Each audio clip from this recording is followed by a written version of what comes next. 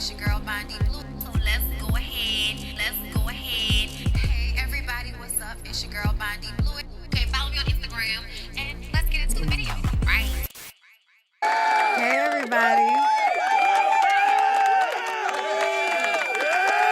Hey y'all, what's up? It's your girl Bondi Blue. I'm back for another Bondi Blue show.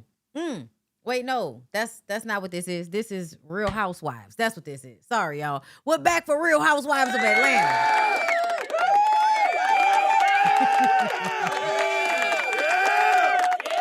What's up, y'all? Y'all having a good day? Y'all had a good weekend, child? Listen, it is hot as hell, y'all.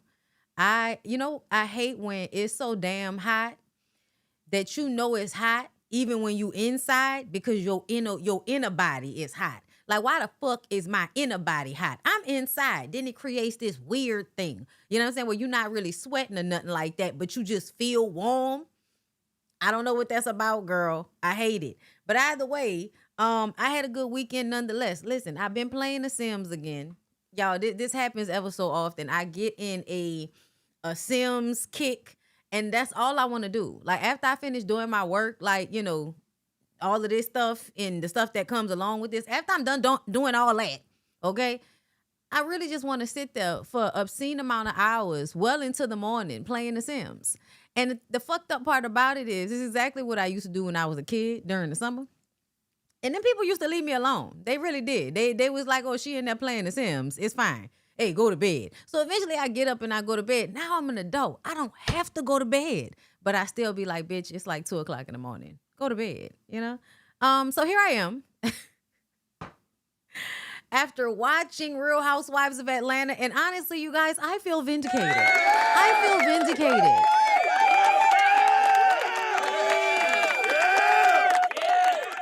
I made copious notes. I hope y'all are ready. Make sure you like the video, subscribe to the channel. And listen, if you like my long form lives, like the Bondi Blue Show, where I talk about several different topics in one long video, you can follow me on Bondi Blue Bites, my other YouTube channel, where you can get that content in small bites, okay? And you can watch exactly what you want to watch. So, you know, you don't have to, you know, just wait. Just wait for me to post it on Bondi Blue Bites, girl. You can go over there and you see which one you want to watch. You can just click it. Boom. Okay, that's the point. So thank y'all, because I made 10,000 subscribers on my Bondi Blue Bites page. Thank y'all so very, very much. I'll be releasing more clips going into, I mean, you know, I'm trying to keep up with it. I'm current right now. So I'm trying to keep up with it. You know what I'm saying? But yes, y'all, I appreciate y'all for coming through today. And don't forget, okay, I just got my plane ticket. All right. I'm so excited. I got my plane ticket, girl. We going to Mauritius. We going back to the motherland. We're going back to the continent. Okay. And I cannot wait to see what East Africa looks like. The beaches that I've seen on the internet are gorgeous. So I cannot wait to get there, girl. All right. So yeah, shout out to Taisha. Shout out to Reset by Design Wellness. There's still time if you would like to come with us. The link is down below in my description box, okay? And if you don't want to come to this one, just go ahead and go to the website and sign up just so you can know what's going on, because there are other trips coming, okay? And there are trips that you can bring your man to, okay? Those of y'all that may want to bring y'all men's or y'all white homegirls and shit like that, yeah, we also have group trips, okay, that are elevated, luxurious experience as well. All right. So thank y'all so much for coming through today. Like the video, share me with your people. Okay. Let them know where they can find me. All right. Cause I'm up here, girl. And people be talking to me sometimes like I went some fucking where. Bondi, I haven't seen you in a month. Bitch, I ain't stopped making content. So I don't know why you saying that to me. Like I went somewhere. I didn't go anywhere. This is where I've been. Okay. Look for me. Where they at, weed, boot up or shut up. I say, okay, listen. And also, thank y'all so much to the people, okay, Melinda and I forget who else, because I'm not looking at it right now, but I just remember I saw Melinda in there. So thank y'all to everybody for my Cash App that sent me money. Thank y'all for tipping me. I really greatly appreciate it. Sis be needing it sometimes. It's hard out here for a pimp when you're trying to make this money for your mortgage. Okay. And your Jeep and your gas money might be, it's never spent. It's the first thing that gets paid. I'm not irresponsible, y'all. I just be broke after I pay all my bills like everybody else. But I'm not that irresponsible. I could do better. Okay, like, finances stresses me the fuck out, and I blame my daddy, because you don't knock people upside the head when they trying to learn math and clocks and shit. Like, numbers was always hard for me. You be impatient with the children when they having a hard time learning something, and then you hit them upside the head. Yeah, it creates anxiety in them, and then they go through their life kind of not liking to look through their mail and shit. You don't like to look through your mail. You don't like to read emails. You don't like to actually look at your finances. Okay, you know why? Because when you was a child, then people was very impatient with you. And now as an adult, you're impatient with yourself, and it gives you a whole bunch of anxiety. But you gotta do it. It's so tough, y'all. Okay? That's what I'm going through in my life right now. Okay? Which expansion packs do you have for The Sims? Christian, that's a conversation for another day.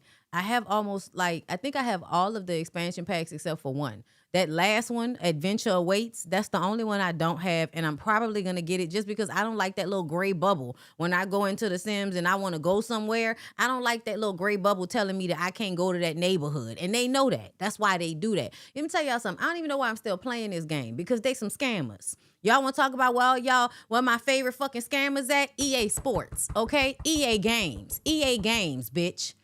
Okay, well, y'all been taking my fucking money since I was going down to the Circuit City to buy when we had CD-ROMs for these games, and we didn't have to pay subscription services and all this other weird ass shit that y'all got going on these days. Bitch, take me back to 05, 04, 03, prior to Katrina. Sorry, y'all. But just, sometimes when I think about how they have overcomplicated our lives at this point, at every fucking turn. Now y'all got a marketplace in The Sims. Now you making it hard. Y'all doing updates every fucking week that fixes nothing. Dine Out still don't work. But I got to keep taking my mods out.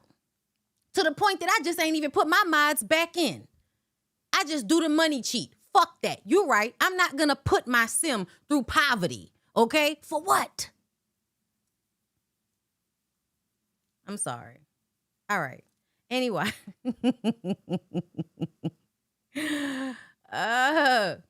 Okay. Thank y'all for letting me get that off. Okay, I know what y'all are actually here for. I know the people that watch Real Housewives probably are not simmers. Okay, I know. All right, I gotta put, I gotta put my my woman coochie on and all that. I gotta put my nerd shit back in the in the back of my head and all of that when I talk about these types of things. Okay, nerd, sit back.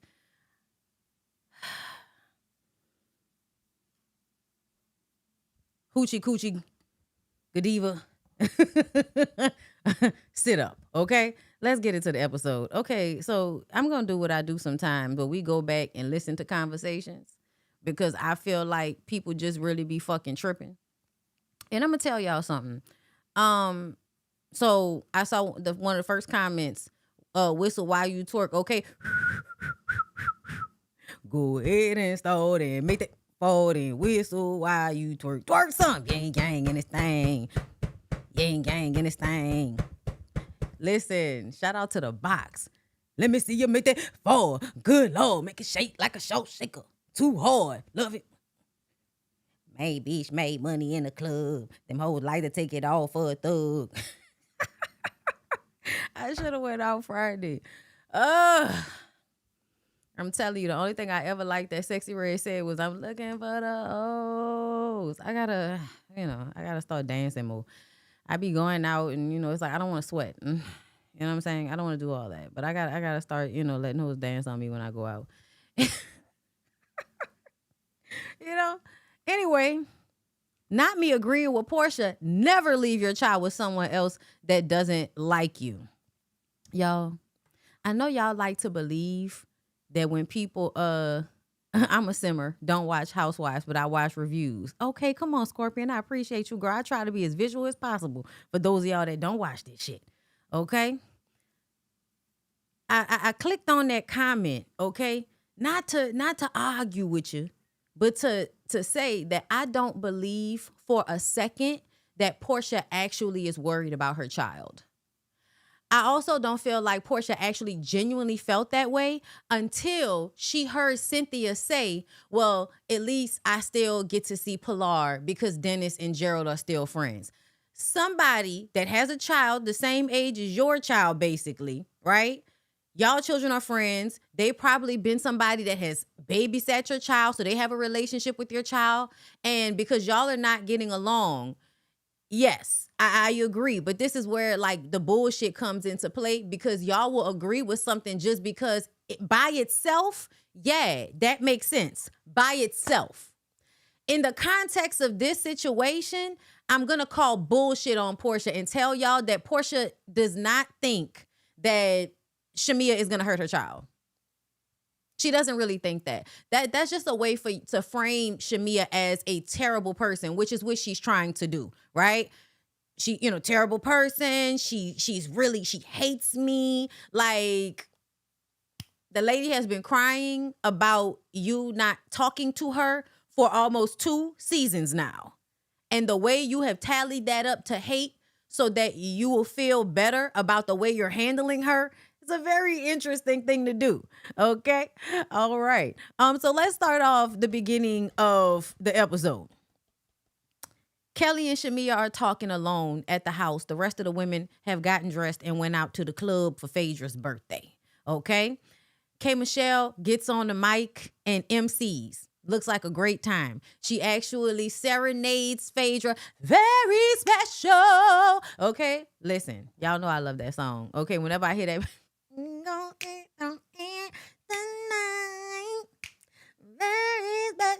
Listen, she did her thing with that one. Okay, so she sang to Phaedra. It was real sweet. It was real cute. Then she called Drew up to come and sing her song. You must be the Lou. That's real cute. Okay, we having a good time. Camaraderie, if you will. Okay, and then Shamia and Kelly come through. Mind you, bitch, Shamia looked the fuck good. I don't know if y'all saw the long green plaid kilt that she had on, and the sides were like connected with straps. Bitch. Another thing, I loved all of the plaid. At the last dinner where Angela had that very sparkly, that dark gray sparkly dress on, and then she had the gray plaid over it. Nasty. I love it. I love a good plaid. The plaid looks really nice because it's like not overwhelming, but the colors go so well together. Oh my God. Girl, the plaid was everything. Okay. So everybody's having a good time at the club, and then Shamia and Kelly come in the club, and this is what you have to pay attention to. Portia didn't just get up and leave the club. She went to the section where they were sitting. Okay? When K. Michelle called Portia to come sing her song, child, we so glad you didn't do that because that would have been a mess. She was sitting in the back. I believe that right after or during the time when Shamia was singing, Portia got up and went and got in her car.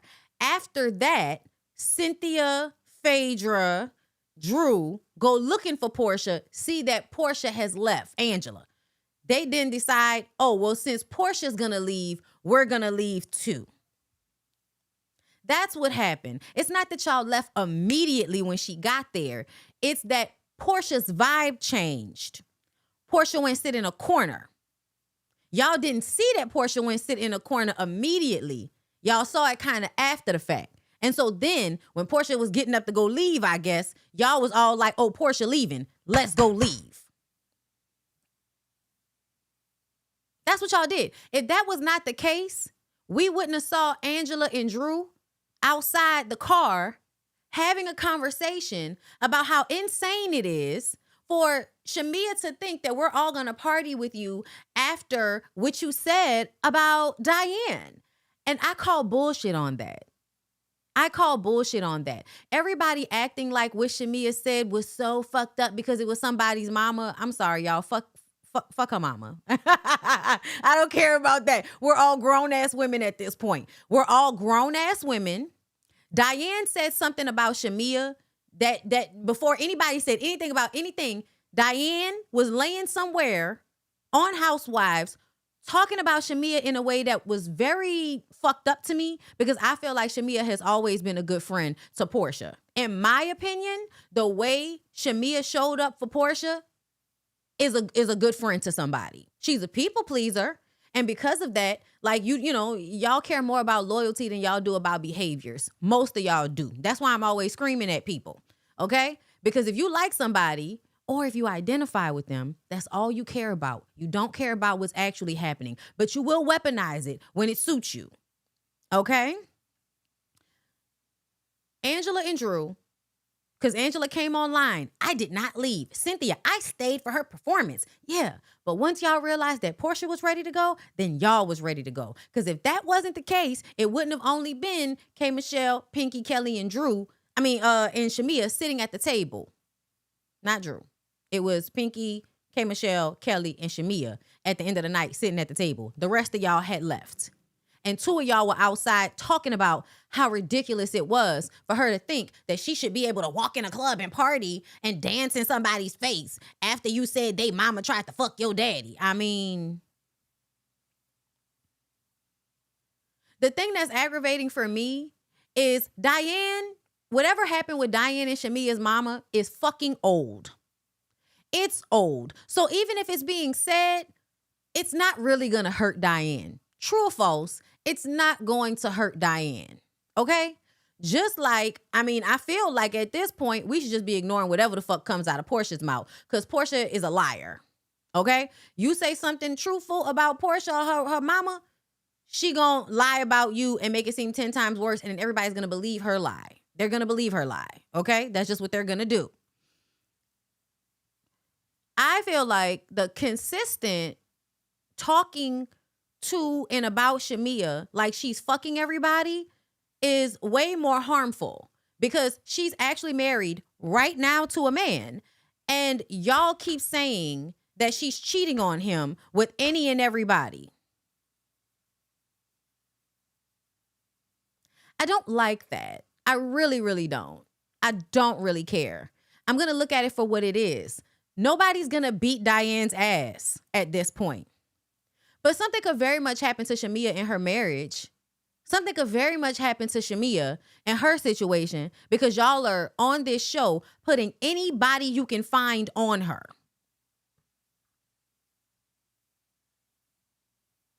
I want to go back and listen to this conversation again.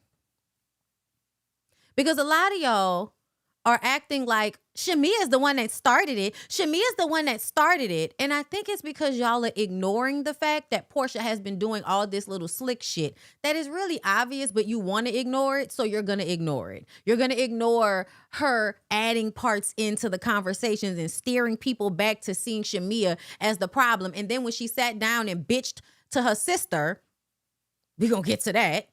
What did she say? Shamia created all of this. Girl, a lie don't care who tell it. Let's go back. I want to hear. I want to listen. Coming around us. And that was disappointing and a little bit hurtful. Because you know I would never do anything to hurt your child. But if somebody don't like me, or if I feel like somebody has ill will, or...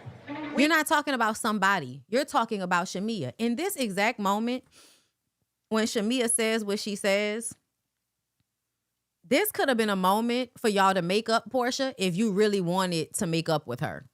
Because in this moment, Shamia is actually extremely hurt. And the way y'all are acting like because they're not getting along, Shamia doesn't have a right to be hurt by such an egregious thing as to say, I can't trust my child with you. Mind you, this is not you dropping your child off. You, Portia, dropping your child off. This is your baby daddy taking his child over to Shamia and Gerald's house when he spends time with Gerald at their house and letting their kids play. That's what the fuck we're talking about. He ain't close. I'm not gonna have my daughter go over their house. Like I said, by itself, that's reasonable. In the context of all of this, I find it to be bullshit. In a way to be underhandedly hurtful. Even the way she framed it. Oh, she was trying to get clout off of Pilar. By saying, at least I still, get to have a relationship with Pilar. Even my daughter gets to have a relationship with Pilar. Like, somebody who you said was at the hospital with you when you had your child. basically plays a auntie role to your kid. And y'all are acting like it's ridiculous for her to feel hurt or to say to Portia, I just feel like, I know we having issues, bitch, but damn, you think I would do something to your kid? That's not even the type of person that I am. So the fact that you would even say some shit like that, you just want to hurt her. You want to hurt her. All of this is about punishing Shamea because as some of y'all favorite content creators have apparently, made y'all see that it made sense for Portia to feel like Shamea shouldn't have come on the show because this was her thing. And Shamea has all these other things. Y'all think that shit makes sense? I think it's insecure. I think it's not knowing how to be a good friend. You can have your feelings without punishing somebody because of your feelings. You're allowed to feel however the fuck you want to feel. If you felt nervous or you felt like, oh, I don't know how this is gonna go, the thing to not do is not do all of this underhanded shit to attack the person and then act like, well, see, this is the reason why you shouldn't have come on the show because I was going to attack you, girl. I was going to do passive aggressive reality TV show bullshit, play behind the scenes, and I was going to do shit to hurt you. You know what I'm saying? I was going to say like egregious shit, that your mom did to my mom on social media. Nobody was going to care about it. I was going to say it, you know what I mean? And make it seem like your mama did something to my mama so that it's in the back of your head that I've said your mom is the fucked up person in this situation. Like, y'all can miss me. Y'all can really, really miss me. But the beginning of this conversation, she started this. The beginning of this conversation was trying to level with the person because damn, bitch, I didn't know it was that bad. Because to me, y'all acting like what she said about Diane was a low blow. But to me, you insinuating that I would ever harm your child is the lowest of fucking blows as far as I'm concerned. And respectfully, you're the mother of Pilar. Yeah. You have to make the best decision, but I guess I just would have hoped that we wouldn't have allowed what our friendship or lack thereof to affect what our kids had. Do you really think that would hurt your child? To me, that cut deeper, right? Because my sisters and I have grievances. You think they're going to keep my niece and nephew from me? She's poking at me right now. The fact that Portia frames everything as somebody poking at her, to me, this sounds like a person that has a hard time controlling themselves. They were given therapy speak when they went to anger management, and now everybody's triggering them. No, bitch, you have triggers, and it's your responsibility to get into control of your triggers. But it's also, to me, someone that has narcissistic behaviors, personality qualities. I'm not saying she exactly is, even though I think she's probably worse than that. Because I don't feel like I've ever seen Portia have genuine emotion for real. I think she performs and I think she, cries on cue. I think, all that shit. She's a great reality star. I do not think she genuinely has any real feelings. I don't. I think she pretends. And I think she pretends very well. And a part of pretending is also playing dumb so people don't recognize how manipulative and intentional she can be sometimes. Portia is playing in everybody's face. And a lot of y'all are falling for it. I'm not. That's all. That's all this is. Okay? Now, I know everybody's going to be upset about it. I actually, at this point, don't give a fuck. And she's using what she knows who is most important to me to do so. I don't understand how asking you how you could feel I would hurt your kid, even though I don't understand how that is supposed to trigger you into some type of outburst or a negative response. I don't understand how those two things equal up. But a lot of stupid people create false equivalencies in their minds. Like, because you brought up my kid, just within itself, that one, you brought up the kid. So now I can get mad, even though you're asking me, why would I think you would hurt my child? Girl. So that's the first part. Second part. We talked about Can you answer our that? parents. And you said, I don't ever want our friendship to be affected by our parents' friendship. That's what you said, and we agreed. And the whole reason they got on the conversation of the parents is because we have the kids now. We used to be the kids. Now we're the kids, right? That's why this fit, right? This whole thing. You're worried about me being around Pilar, but our parents have had issues before, and we said we would not let that keep us from being friends. So why would we let any issues we have keep our kids from being friends? Shamia is saying our moms had issues, but we were still friends. They didn't get in the way of our relationship. They did though. They did though. Because they said shit to y'all. They may not have told y'all to act ugly with each other. And I think that's because sometimes people, even though they may have fucked up things that happen between them, they still find the relationship valuable in some respect. I don't know why. But to me, it is obvious that Shamia's mom and Diane, I think those two women had issues in their friendship and then still decided to put that behind them and be cool to some extent while still not fully trusting each other. This is normal. I know y'all are acting like that's not normal. Y'all, that's normal as fuck. I guess people don't grow up in like regular black families and communities where the adults have done fucked up shit to each other when we were kids, but they kind of put their bullshit to the side so that the kids could all still play and be around each other. Yeah, plenty of people in my family put their bullshit to the side so that we could all be together. We do that now, girl. Every time there's like a little get together, there are some of us that do not get the fuck along. We're still showing up. Everybody's going to be cordial. Everybody's going to be nice. We're going to have a good time. We're going to be around the family members we actually like while we're all together. And then we're going to go to fuck home and take a good plate home, girl. That's what we're going to do. Does it change the fact that we don't really fuck with each other like that? No. But does it mean that we're just not going to be around each other? No. Also, that doesn't mean that either. So to me, when you think about the way these people grew up around each other, it makes sense that they would have these underlying issues that were never really dealt with. Primarily because I believe Diane is a snake. Shamia's mama is one of them preacher, pastor evangelizing ones too. Like they both have that in common, right? Women that use Christianity as some type of weapon against people, but really they be on whole shit. I'm even willing to believe that shit could be true about both of their mamas and it is irrelevant to the point. The point is, you brought up my mama, I brought up your mama. But not everybody want to act like, because I said that your mama was a hoe that tried to fuck my daddy, now I'm the one that's hitting low blows. But your child not safe with me, and my mama did something egregious to your mama, and I done fucked all of the basketball players, the football players, and that nigga with the green beard, and now I fucked a pastor. Because everybody's fucking pastors. Okay. Okay, girl, let's continue. But the first thing you did was... Another thing, nonverbals.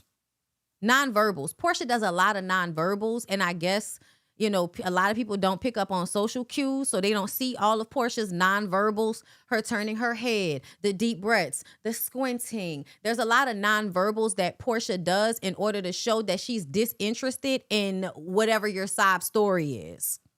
Your sob story is usually you trying to level with her on an emotional level, thinking that if I show you my vulnerability and that I'm emotional, I care, then you will do the same. Because Portia doesn't have those feelings, she doesn't do that. It annoys her. It annoys her when Shamia gets emotional because she can't perform that. She can't perform that type of emotion and she doesn't want to. Because if she performs that same type of emotion for you, that would mean she cared about the relationship, and she doesn't really care about the relationship. The only time you've ever known Portia to do some shit like that was what? That scene with Nene. Oh, you've been my best friend. I've missed you so much. I didn't believe it was fake when it happened, and everybody was like that shit was fake, and I didn't even believe it back then because I still had the Portia wool pulled over my eyes. A lot of y'all might be new here or y'all didn't really watch me back then, but I used to defend Portia all the time. I was still defending Portia a little bit in Portia's family values, and then I was like, I gotta really look at this. And then I read the book, and then I watched her behavior, and that Fallon Simon shit, I can't stand no motherfucking hypocrite ass bitch. And I can't stand somebody that do whole shit and then can't stand in it, but want to throw dicks at everybody else. I don't like that type of shit. It's lacking in integrity. It's lacking of good character. And a lot of y'all empathize with Portia because y'all are like Portia. Like, to me, a lot of y'all are even projecting onto this situation because y'all are the friend that does this shit to your other friend. And then when your other friend gets emotional or cries or something, you see it as manipulation. Well, it's because you have narcissistic personalities, okay? Like, you got narcissistic behavioral patterns, bitch. If you think that somebody's emotions is a manipulation all the time, sometimes it is, yes. But every single time they have a conversation, Portia emotionally detaches from the conversation. Even when K. Michelle was in there crying about dying, y'all think that Portia was actually empathizing in that moment? Dead eyes, bitch. And you can't tell me no different because apparently y'all can't read nonverbals the way I can. So I'm not going to take a lot of y'all's opinion on Portia. I'm just not. Went on your public platform and talked about my mom doing something egregious to your mom. That my mom bought your mom's daycare. But in fact, your mom did something first to my mom, and this was years prior. So I don't understand how y'all feel like she just showed up and dropped this shit off. This started out because you had the audacity to make it seem like I would harm your fucking kid, you bird ass bitch. You had the audacity to make it seem like I would do something to your child when it was easy for you to drop your fucking child over to my house when you need somebody to babysit and all of that. Then it's fucking cool, okay? But now we beefed out and you want to actually verbalize to people that you think I'm a danger to your fucking child, but I said your mama a hoe and she taught you how to be a hoe and now we upset about it? Yeah. I've been in that position many a time where people keep throwing slugs at me and they think they shit is just a tap, but I'm fucking feeling it, bitch. So when I throw my shit back and it's a boulder, now everybody wants to, oh my God, you took it too far. Girl, suck a dick. This conversation was an escalation. Stop acting like Shamia just showed up trying to be on bullshit automatically. This conversation was not aggressive to me from Shamia's standpoint from the very beginning. And the way Pinky and everybody else tried to set it up like Shamia came in here. Oh, she came in here on one. In this fucking conversation, this lady is coming to you like I'm actually genuinely hurt. And I'm trying to understand why you would even think some shit like that. And it's because you refuse to see Portia for who she is. Somebody that will lie just to make you feel bad and to make you look bad. It doesn't have to really make sense, bitch. It doesn't have to be true. You gave her more credit than you should have. You should have realized that she wasn't a good person when she was going around telling people that they better leave her alone before she fucked their husband. And then she actually be doing it. Because I ain't gonna lie. The way some of these women be talking to me, I had a woman online, you know, I wasn't even arguing with this woman, but you could tell it's people that watch me. And because they don't really have a good argument against me about whatever they're actually upset about, they wait until they see me in the comments on some post. And then they want to start writing paragraphs to me. And I'm like, girl, I don't give a fuck about what you got to say. You're an idiot, whatever. Sure. Sure, girl. Sure. I love to say sure to people because they always want to engage so bad. Sure. She then tries to masculinize me. And I often see this like with women, like masculinizing me in a way like I won't be able to take your nigga or something. Like, let me hold your hand when I tell you, yeah, masculine energy and all that, bitch, but it's TNA. It's TNA. And when I say TNA, it's titties and ass and face. Stop playing with people. Stop playing with people, okay? I'm just saying, that bitch said that to me like, bitch, you talk to me from your real page so when I go to your shit, I can see what I'm looking at, okay? But I just be feeling like, girl, don't try to masculinize me, bitch. I will fuck your nigga, okay? Okay? Y'all would like me better if I were to say shit like that, right? Okay, I won't fuck your nigga. I don't want to fuck your nigga. That's weird. But I know your nigga would want to fuck me, and I wouldn't want to fuck him. Okay? Y'all got to stop coming at people weird when at the end of the day, girl, please. Girl, please. And a lot of the times when y'all call me masculine, I'm wondering if you don't like the fact that you're attracted to my masculinity. It's okay, girl. I don't want to fuck you anyway. You ain't got to do all that. Leave me alone. Leave me alone. But you don't want to speak on that, right? Why did they initially? I don't want to speak on it because then it's really going to go left. Okay. I was quiet last year because I was trying to protect and salvage what I thought was a true and genuine friendship. Now, seeing how things are kind of rolling out and how everything has escalated, you know what? It. If we're going to go there, we're going to go there. Man, I don't give a what our parents did because they were friends prior to us. But you posted about my mom, but you didn't post about what your mom did. Girl, You want to talk about that? I don't know their relationship. Then what was the point of you? You don't know their relationship now. So what was the point of posting that the mama did something egregious to your mama if you don't know what the fuck going on and you don't care? Then why would you do that to make her mama look bad? That's a reasonable question, bitch. Did we talk about that? I know that. But you knew enough to tell that my mom bought your mom's daycare. Right, at the reunion. At the reunion, went full in. Everybody knows that. It's not a secret. No, everybody did not know that, bitch. We do not know y'all mamas like that out here in Louisiana. Yeah, but everybody doesn't know that your mom tried to sleep with my dad. Oh my God. Right, we didn't accuse Shiloh, whatever the fuck, Shamia and Gerald's babies. We didn't accuse they mama of fucking everybody, but the buck stops with Portia's mama. Girl, get the fuck out of my face. Shamia came to dinner with one in the chamber. This just wasn't the one to unload. Oh, man. She's about to explode. Portia don't play about her mama. Oh my God. Where is my drink at? You and your mother. Girl, yes, you do. Yes, you do. Are low down dirty snakes. No, you and your mama are low down dirty snakes. Yes, And it comes down from generation to generation. Generation to And generation. I've kept my mouth closed long enough. Also, when y'all be like, we didn't come here for that. Girl, what the fuck you think we came on a group trip on Real Housewives of Atlanta for if not for these hoes to get it off their chest finally? Shamia can't win for losing with you hoes. I may not necessarily be on Shamia's side and all of that, but I am definitely not going along with this whole narrative that she's just making shit up out of her ass the way y'all online. Oh my God, Shamia is so obsessed with Portia. Oh my God, like Shamia is just so messy. All of these hoes is messy. This is a reality show. Fuck y'all think we here for? Stop being dumb. I said I'm holding my mouth on it because I don't want to do that, and I don't want to embarrass her. Oh, wait, who you gonna embarrass? Me?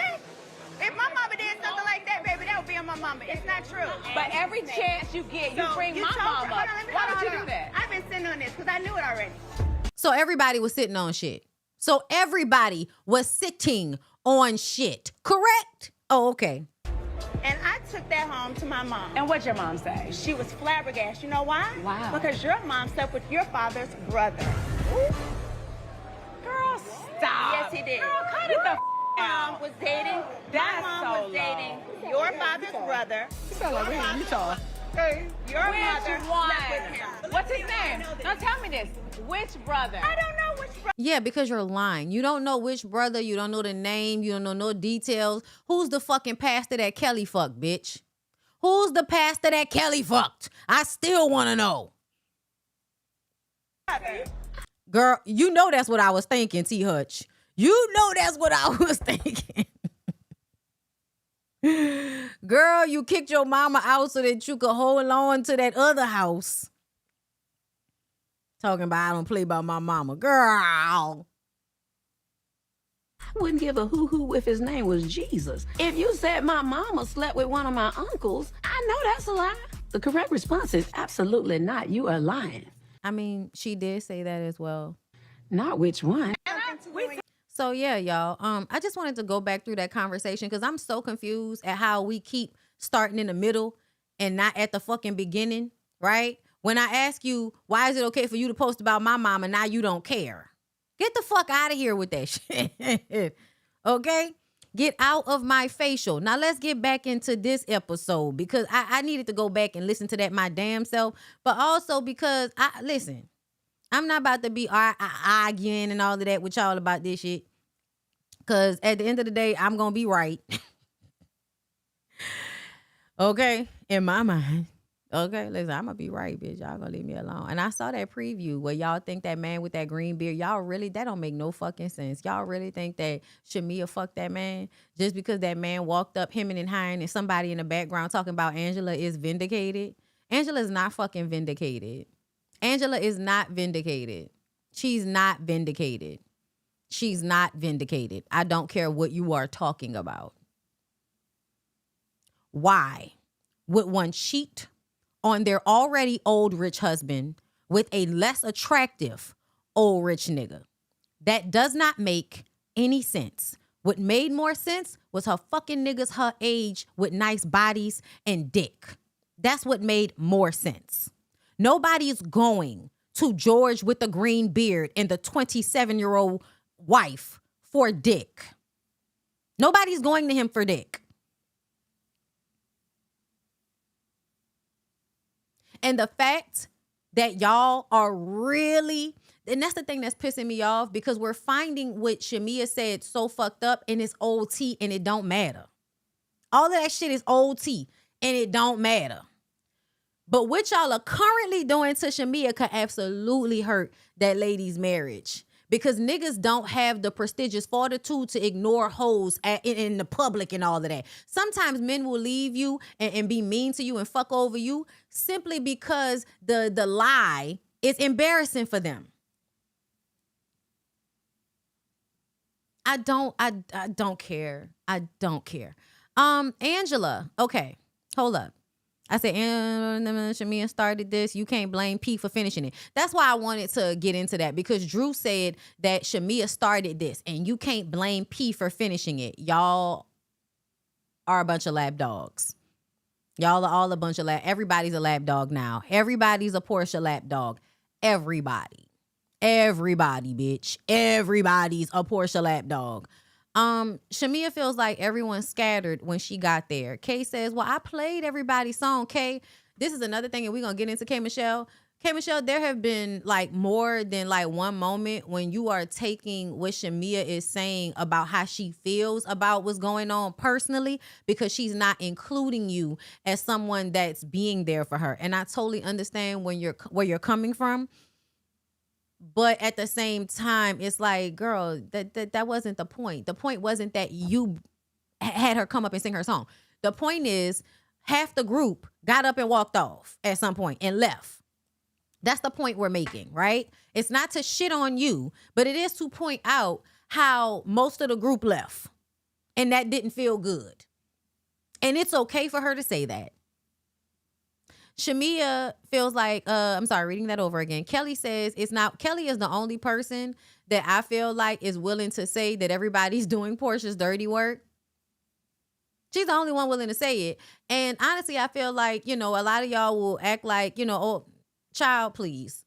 Kelly has been the only one that is willing to call Portia a hold of her face, ask her why she fucked that lady husband with no fear. She's the only one. I'm just saying, y'all be mad. Y'all always get mad about Kelly bringing that up on her first season. But did we not want Portia to answer that question? Did Portia answer that question? No. Portia has never given a succinct, story about what happened. She didn't even tell us how the divorce happened. She hasn't given us any real tea about what happened with her and Dennis' daddy. She has not. So I just kind of... I feel like, I don't know why everybody gets mad at Kelly for asking the questions that the people wanted to know, because y'all thought that she was going to be able to come back to this show, and as long as nobody asked her, she wasn't going to have to what? Talk to us about this at all? No, this is a fucking reality show. And if people don't want to talk about their personal business, guess what they should not do? Come on reality shows where people talk about their personal business. Shamia and Kelly come back to the house. Child. I don't know where the fly came from, y'all. I think my husband let a fly in here this morning, and that fly been here all day. Okay, I'm about to kill it. He need to hurry up and come home so he can kill it. Okay, I'm not fast enough. Lyric is faster than me. He kills flies and shit. He need, catches lizards in his hand. That's why you get countrymen if you gonna get a nigga. Okay, you need to get somebody that's not scared of shit. City niggas is scared of shit. Okay, a country nigga might be a little scared, but he not gonna not do it. I'm sorry, y'all. So yeah, Shamia and Kelly came back to the house as if they left. Did y'all notice that? I don't know what was going on with that, but it almost seemed like Shamia and Kelly left the house and went stay somewhere else. And then that morning they were coming back with their luggage. Okay. Phaedra is taking Shamia and some of the girls to the cemetery. Portia said that she wanted to move forward, but Shamia wanted to wait like a snake to trigger her. Because before Portia went out to the spot, she was on the phone. She was on the phone with her sister. But she also talked to Phaedra before they went to the cemetery. So this is what she was saying to Phaedra. Portia said that she wanted to move forward, but Shamia wanted to wait like a snake to trigger her. She's lying. Everybody knows she's lying. You were not trying to make up with that girl. And if anybody was a snake trying to trigger somebody, it was you, I believe, giving Angela all of those bullets to throw at, to shoot at Shamia. Because I thought it was very interesting how you started accusing her of fucking people too. And then when Angela was accusing her of fucking George, she looked at you, giggled in your direction, and you, does George have a wife? That felt like something y'all talked about behind the scenes, bitch. I don't care. Portia says that they are going to match energy and these types of conversations will continue.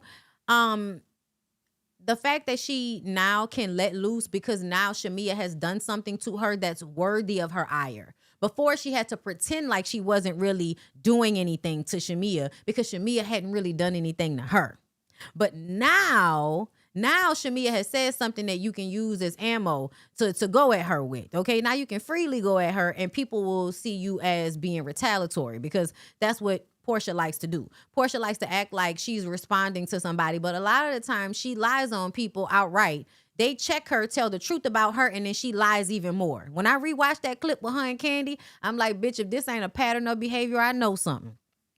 And honestly, it probably got a lot to do with the way your pa raised you. Because wasn't your daddy a lying-ass cheater?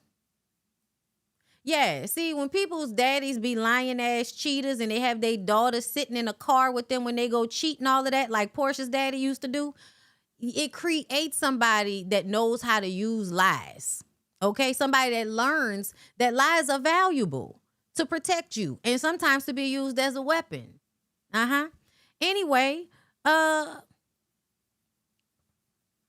Portia says, Phaedra says, listen, I don't want this foolishness to be at my birthday dinner. That was a conversation where we're letting Portia know, whatever you got planned, let it rock. That was enough. Let it go for now. That's what that was, okay? Portia says you have someone who is once again trying to ruin another trip. And to that I say, girl, fuck you, please. This is a reality show. Y'all are supposed to argue on these trips. Stop acting like because y'all mad at Shamia because Shamia finally said some shit. Now all of a sudden bitches is out here ruining all the trips. Girl, please. This trip wasn't even ruined. I don't know what y'all talking about. I had a great time. Okay? Portia talks to Lauren, her only friend, someone who has a set-in pity for her already because Lauren and Portia's dad chose Lauren's mom over Portia's mom. Please understand, okay? Please understand that when Lauren defends her sister, it is out of, I want to hold on to this relationship because I have been feeling bad about the fact that I got a childhood that she didn't get my entire life. Lauren is another people pleaser. That's why Lauren went into yoga and meditation and all of that, because you got to find out how to stop being a people pleaser, right? Even when you listen to some of the shit that Lauren was saying to Portia, she wasn't even 100% agreeing with everything that Portia was saying. I think she knew that Portia was calling her so that they could have a conversation that gave her even more license to act a fool with Shamia, and she did not get it. She didn't get it. Lauren didn't tell her, yeah, fuck her, go in and let have. No, that's not what Lauren told her. Lauren said, so now y'all are both going to destroy each other. What are we doing? What's going on? That's the rule. That's the goal now. Like, it was obvious to me, Lauren and Phaedra wanted Portia to not escalate the situation any further than it already had been. That was very obvious to me. And I almost feel like because they already know that she's been doing the shit that got Shamia to this point in the first place. So now that she done blew up, okay, she done blew up, she done did what you was trying to get her to do, leave her alone. Please don't do that just let it go. I believe that is what was going on at that point to me. What else is going on? The girls in the group have told her she was using Pilar for clout. If y'all think that that is real, if y'all think that that's actually what that meant, I think y'all are being ridiculous. I think Portia is using anything she could find to make Shamia out to be this monstrous, fucked up person. And I think it's a projection. You know, I ain't trying to go pick up your daughters. Yeah, because I don't think you like children. I don't think you like children. And I honestly feel like I don't even know I'm not even gonna say that. I think you had your baby out of a competition with your sister. I think you also had her so that you could have your little personal mini-me, which is also very kind of like narcissistic of you to have a child just so she can be, Portia Jr., right?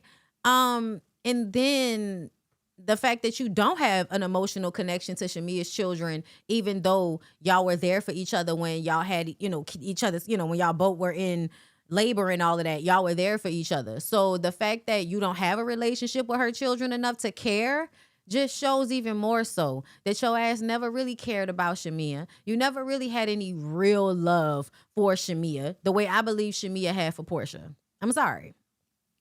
I don't think that Portia is actually capable of that type of genuine caring for people. I just don't. I think that's another reason. And I think Dennis' ass knows that as well. That's why Dennis moved down the street. Okay? Sometimes people really not supposed to be mamas, but they have children to keep men. They have children because they feel like that is what proves their womanhood. And y'all have socialized children, girls since childhood to feel like their job is to have children. That's what they're here for.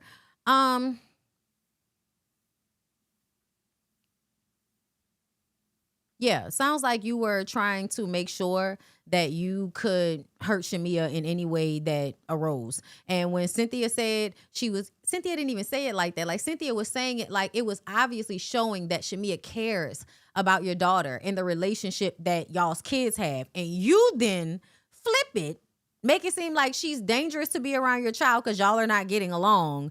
And, I don't want my child around her. Girl. So I feel like the only reason she even said that shit is because Shamia was like, well, Dennis brings Pilar over when he comes to kick it with Gerald. So at least the kids still get to play. That was supposed to be a good thing. And because Portia does not want them to have that good thing, Portia decided to make it seem like, oh, well, we're not getting along. Everybody will realize that makes sense, right? We're not getting along. You shouldn't let your kids be around people when y'all aren't getting along, even if you do consider them your sister, even if they have been in your life your entire life, even if they are like family to you and they would never hurt a child. I'm just saying. I just think that Portia's full of shit, and I don't think she actually feels that way. I just think it was a way to make Shamia look bad, because that's the point. Make Shamia look bad. Anyone would want? Yeah, okay, I read that. She not. Yeah, I'm not trying to pick up her kids. Yeah, because you don't care about her kids because you never really cared about her. Then she said Shamia said the lie about Diane trying to sleep with her toothless daddy. And then Lauren says that I would have never said that. I would have never crossed the line like that, crossed that line. And then she reiterates that Shamia's mom fucked her brother-in-law. So what Shamia's mama said about your mama is a lie, but what you said about Shamia's mama is true. Sure. Lauren says y'all are both hurting yourselves now at this point. This is someone who knows you very well. Don't engage. That's what Lauren basically was telling her. Portia says the higher road is beyond her. That's because Portia was never on the high road. She was never on the high road. She was just being very sneaky about it. Okay? In the car, Kelly asked, why did the rest of the ladies, Phaedra, Cynthia, it was Phaedra, Cynthia, Kelly, and Shamia that went to the cemetery. So Kelly asked, why did they run out of the club the previous night? Cynthia said, well, I stayed for her performance. Cynthia then says that Shamia was out of pocket. Shamia then apologizes for ruining the dinner. I don't feel like she should apologize for anything because once again, y'all know what the fuck we here for, and nobody was apologizing to me when y'all was accusing me of cheating on my fucking husband on national television. Fuck all of y'all. That's how I would have felt. Portia made a post about her mom saying she did something egregious, and her mom was already going through health issues when that happened. Portia says that Portia's still on the phone with Lauren and says, well, bitch, are you destiny swapping with motherfuckers? I swear, when people learn words, and they just start using them, I know that y'all feel like Shamia wants Portia's life. I don't feel that way at all. I don't. I really, really don't. I feel like had Portia not been a fucking asshole last season, they would have been able to be two best friend housewives together. That's what Shamia wanted. But Portia did not like the fact that people were saying that Shamea was the perfect housewife. I don't think y'all know that Portia is upset about the way y'all were responding to Shamea coming on the show, but that's what she was actually upset about to me. It's not even just that she was coming on the show. It was that y'all was saying that Shamea is the best type of housewife. Not that her herself, like in the position, but her real life is the perfect life for a housewife. We're tired of broke people. We're tired of people that don't really have, a family dynamic to show us. And Portia, I feel like, was mad at y'all for feeling like she was feeling that position better than her. And so she decided to punish her friend. That's what I think. You punishing her for not staying off the show when you told her that, I don't want you on the show. And again, I think y'all are weird for thinking that that is a reasonable request to have somebody come on the show to be your support system.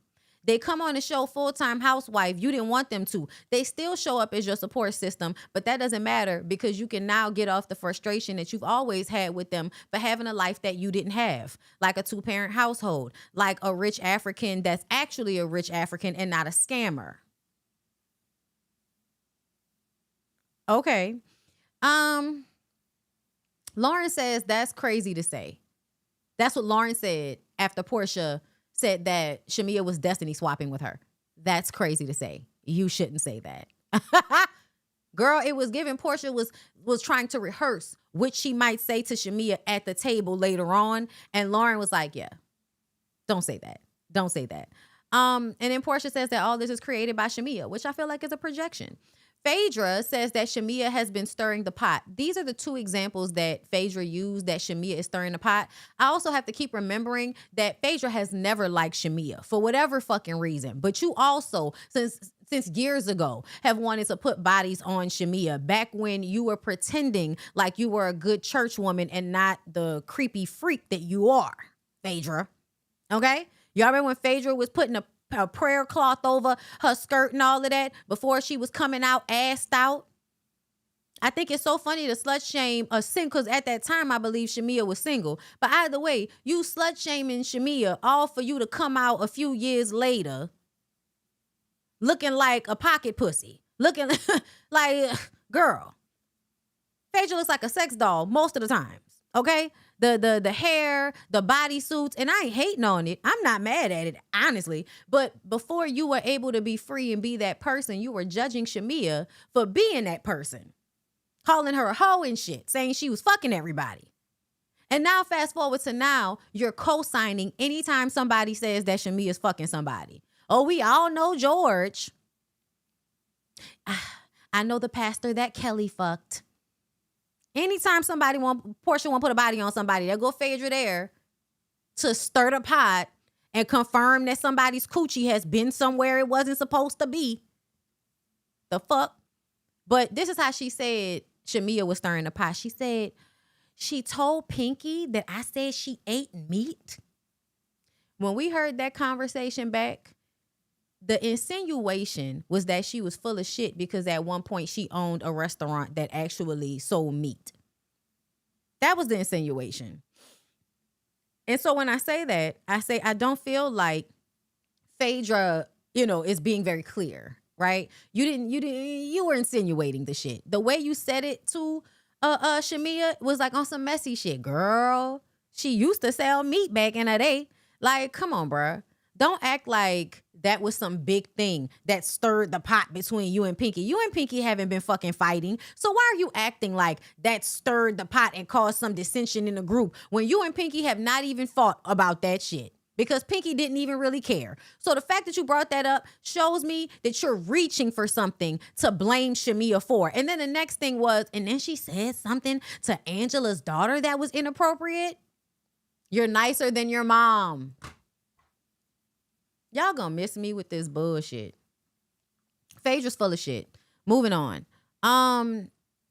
Shamea says every time I return the energy that I'm being given, I'm the one that's gone too far. That's accurate. Cynthia says that she would have defended Shamea if Portia had brought up the thing with the mom. Why is it that it's only when it's about the mom? Not the other 500 times y'all have accused Shamea of fucking somebody at a table where everybody is sitting there. Why hasn't it been an issue any other time? Why? Can somebody tell me why?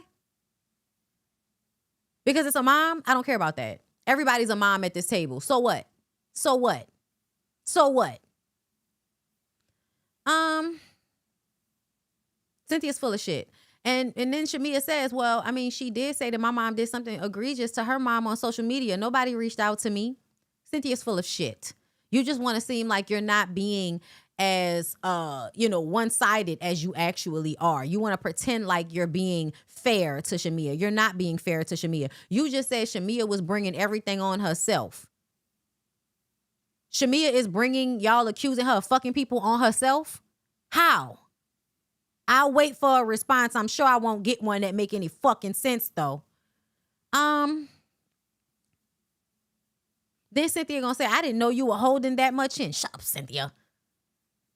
You thought they had how did you think they had a reset when one of the last things they talked about at the reunion show was the situation with their parents? Your mom came and bought my mom's daycare center. What you mean? After she lost it, they said there was a child that ended up dead, child.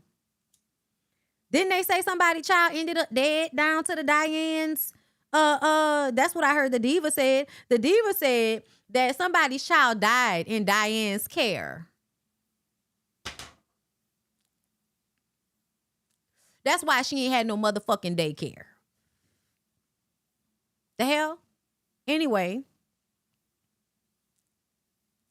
And then Cynthia says that Shamia is like a dog with a bone and it makes Cynthia uncomfortable. It makes me uncomfortable that y'all don't see anything wrong with consistently accusing a woman of being a hoe and fucking married men while she's married. That bothers me that y'all don't see anything wrong with that because y'all don't know these niggas and y'all don't know what goes on behind closed doors. I don't think Gerald is no abusive man or nothing like that. But that is always my fear because you just never know, right? And y'all are literally out here accusing this woman of cheating on her husband every fucking episode. And somehow none of that matters and that doesn't make anybody feel uncomfortable. Cynthia said if y'all was accusing me of it, 50 Cent would have showed up. Cynthia, please. Please shut the fuck up. You really irking me because it's so funny how you don't feel the need to defend Shamia in any of these moments, even though you telling her that if Portia had done the same thing to her, then she would have. No, you wouldn't have. Because they've been doing this shit to Shamia the entire time. And the only thing you could say is if they had accused you, you would have turned into 50 Cent from that one Halloween episode.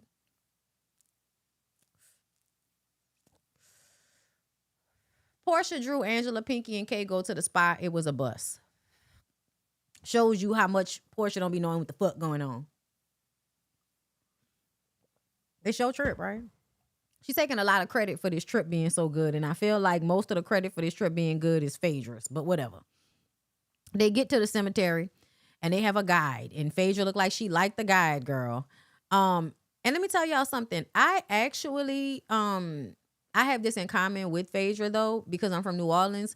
People have a fascination with the grave sites and the cemeteries here, not only because of our history of, hoodoo, voodoo Larry and all of that shit, and being a spiritual nexus. New Orleans is a spiritual nexus. Shout out to Charmed. But also because of how we always flood and our high water levels were under sea level, it floods here a lot. And so what you can't do when you flood a lot is bury bodies in the ground because they're going to float up when we have, floods. So we, for, as long as New Orleans has been here, girl, have been building up, right? So the bodies are put into stone casings, right? It's usually a large grave site, okay? Huge, large grave site. Y'all usually only see this shit on, in cemeteries where somebody who has some type of honor or some type of name that would get put in like a building and all of that.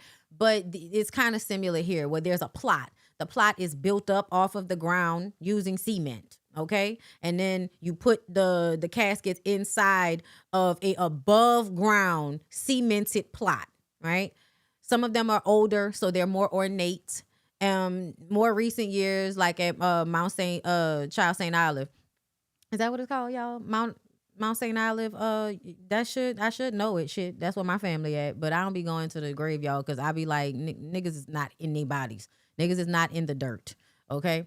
But anyway, those are like built up in like huge buildings, balconies going around with the bodies inside of walls and shit. So it's a thing here. People really do a lot of tours and stuff at our cemetery. So I actually and then the thing that Phaedra did do, I had an appreciation for. I really don't like when Black people are so superstitious that they don't want to understand history. Right? Going to places like this is a part of like learning about other places' history. I'm not saying anybody had to go in there and all of that, but it reminded me of when we went to Africa and we went to the slave, the slave, y'all give me the word because I won't say the slave mansion. It's not a fucking mansion, girl. It's just a slave castle. Thank you. Slave castle. Yes, Mount Olivet. Thank you. But yeah. So when we went to Ghana, we went to the slave castle. And I definitely, had an experience and went into the rooms, that people were the child, not the rooms, the cells that people were in the dark. You know what I'm saying? And I did have a moment. Like I was we were at the slave castle and we were at like this portion that was kind of like the museum, but it was like this little nook in the front of the museum that used to be the place where people would walk up to and slaves would be transferred. So like there's a gate and a very small opening where the slave was supposed to go in and out. And it's not a full opening because they don't want you to run away. So all of the openings that slaves are supposed to go through, whether it's a gate or a doorway, everything is extremely small, low in height because they don't want you to be able to run away. And if you have to like basically crawl through something, I did that as well. A lot of crawling through the crawl spaces and shit like that. Now, this is not for everybody, but to me, I think it absolutely, it gives you a clearer understanding of history and what people have gone through.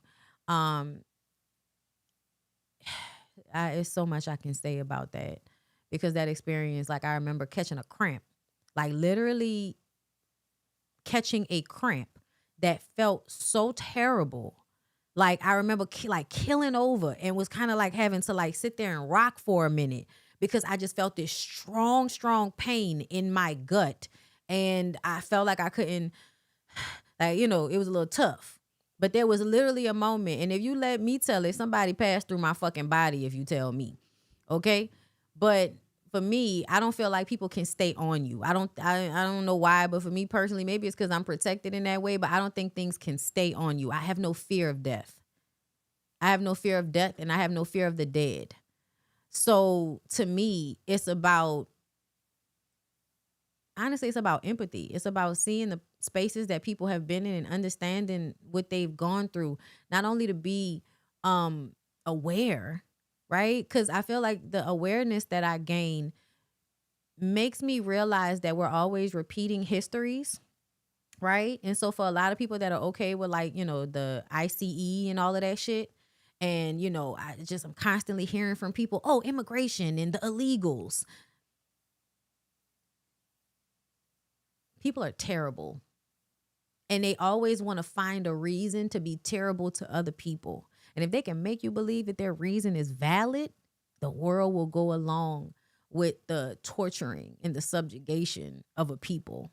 And I've seen it over and over again. And yeah, no, I'm not getting jiggy with that shit. And it absolutely informs my commentary. It informs my empathy. It informs why I see the world the way I do. And honestly, why I'm okay with how annoyed and angry I get with some of the problematic views that a vast majority of y'all seem to have, because you have no fucking clue. A lot of the times the things that you talk about or the real depths of pain that some of these things cause, you have no reverence for it whatsoever. And so I rather not, you know what I mean?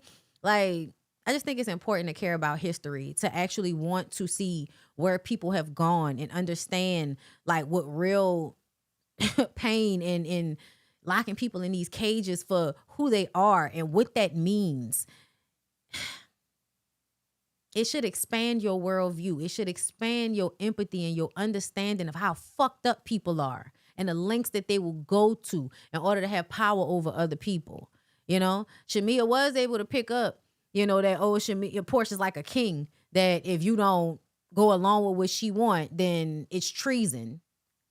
It's not that different. It's honestly where we learn this shit from. The way we handle our relationships amongst each other in this society is the absolute reflection of the people that were before us and the people that were above us and how they treated the people around them.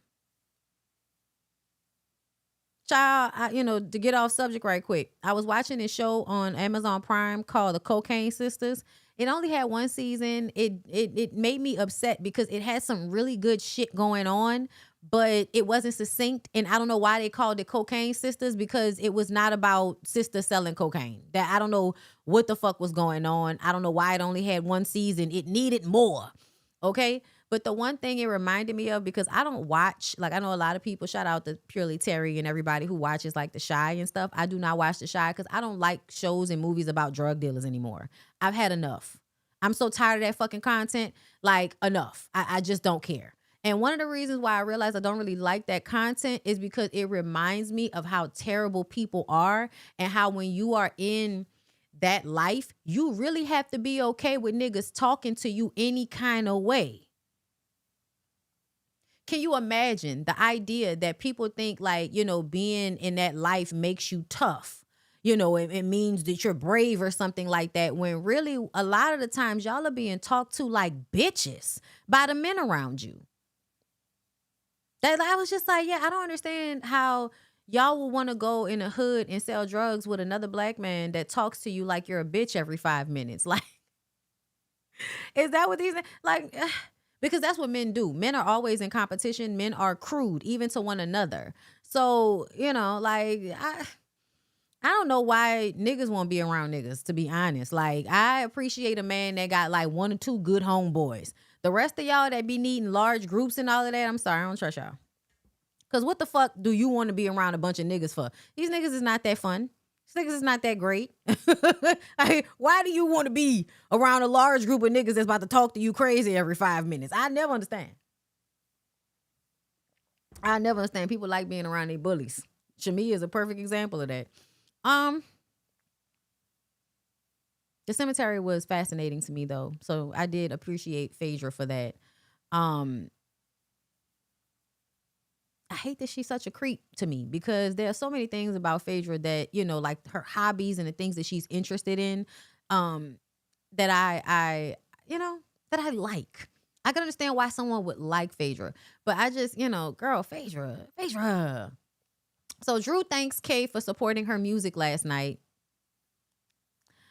Portia says it's one thing to know how she is and think that she knows how Shamia is, so she couldn't have predicted what happened. Okay, wait, 2 different things. First, Drew saying that she was glad that K. Michelle supported her, them having a come to Jesus moment. K. Michelle admitting that she throw a little shade, you know, a little light shade, because it really is not that serious for real, but Drew is insecure about it, so it makes it more serious than it actually is, right? Either way, I did appreciate them having that moment, but it all feels like getting the group away from Shamia. Like that, I don't know why, but that's just what it felt like. Portia says, especially when Drew is doing it, because it always feels like a construction of some plan. Portia says it's one thing to know how she is and think that she knows how Shamia is. To me, it sounds like, I know I'm fucked up, but I didn't think Shamia would ever be that fucked up back. And so now that I can't predict how she's going to respond when I'm, you know, being fucked up to her, I just don't know what to think. That came out of nowhere. It didn't come out of nowhere. Child, when I tell y'all how many times people have said something came out of nowhere and a person then had at least 2 or 3 sit downs with their fucking ass trying to express how they feel, and they don't want to hear it because they don't want to have to be held accountable, because a lot of people don't like to hear about something that they're doing wrong because they start to feel defensive, right? People don't have good emotional regulation, so they can't sit and hear, things that a person might have, grievances that a person may have without being defensive. So for me, that's what it is. Portia can never hear a grievance about herself because she's going to get upset and she's going to shut down. That's what she does. Okay.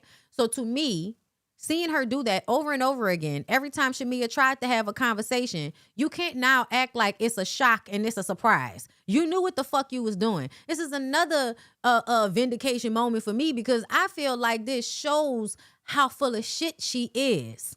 Even the other women are like, Portia, you were not about to make up with Shamia before she did that. But a narcissistic personality, somebody that, likes to fuck with people's heads like this, they want you to feel bad about pissing them off or hurting them after they've already hurt you and said a whole bunch of fucked up shit about you.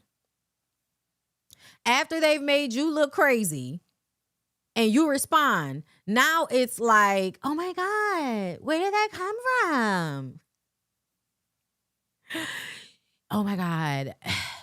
She hates me. She hates girl. Somebody just came out of nowhere. This shit ain't come out of nowhere, bitch. What you talking about?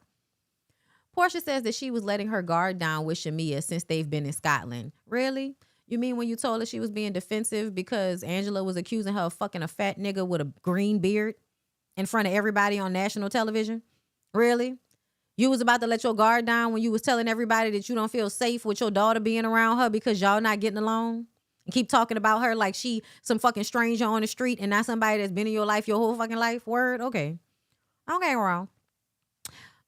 Drew asked Pinky and Kay how they feel about her. This is another moment with me feeling like Drew is a part of the let's turn everybody against Shamia club because you're asking her how she feels because y'all want them to express condemnation of what she said about Diane. That's what y'all want her to do, as if that was the only thing that was said, right? As if that's the only time somebody has said something fucked up is when Shamia said Diane tried to fuck her daddy. Pinky says Shamia did say at the airport she's ready for whoever is ready for her. That's a reasonable response to have when people have been fucking with you all season. And the reason why I say that, y'all, is again, they have consistently been accusing that girl of fucking people since before we went out of town. Portia has been ignoring her and throwing little slick shade and icing her out. And when I say icing her out, y'all, what I mean is that Portia is not speaking to her. Portia does not like her. Portia doesn't want her on the show. So Portia is doing shit, I feel like, behind the scenes, talking to the other housewives. Even when she had that conversation with K. Michelle at the beginning of the season, we thought they were going to have a conversation about their issue with one another. And really, that conversation was Portia telling K. Michelle not to trust Shamia. You got to be careful who you listen to, who you talk to. That's what Portia said to K. Michelle. I didn't even like the tone of it because it was low-key giving threat. You got to be careful who you listen to and who you befriend around here. And I believe that Portia would straight up say that shit with a straight face. Believing that she had every right to, just like y'all think it's reasonable for a bitch to be like, I don't want my friend who was already on the show to come on the show as a full-time housewife because it'll take the spotlight off of me. Y'all think that's reasonable. That's not reasonable to me. I don't give a fuck about how you rationalize it. That's something you need to talk about with your therapist. That don't have nothing to do with if Shamia is right or wrong because Portia felt away. That's insane. Portia need to go deal with that on her own. I don't know why y'all are giving validity to that fucking argument, but I know all it takes is a certain tone.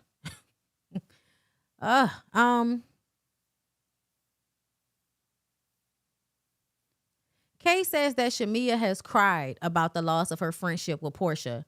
And Drew looks like, huh? What? Again, always looking fucking confused. Because it don't go along with the narrative that y'all are trying to show. The narrative y'all trying to put out there is that Shamia really hates Portia and she don't really care about Portia, even though it is so fucking obvious that Shamia is extremely hurt and has been hurt by the way Portia is making up with everybody but her. Don't want to talk to her. Is acting like she's not to be trusted. Portia says that she's been chilling. Yeah, you have been. Ice cold.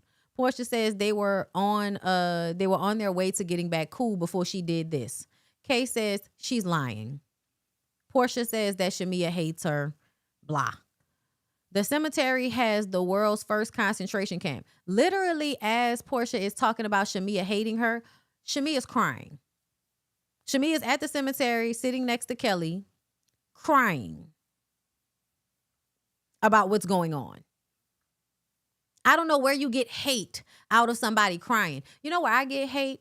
How many of y'all are uncomfortable with women expressing sadness or emotion because you feel like it's a weakness? So when they display that weakness, you automatically assign manipulation to it so you don't have to have empathy or sympathy for their tears.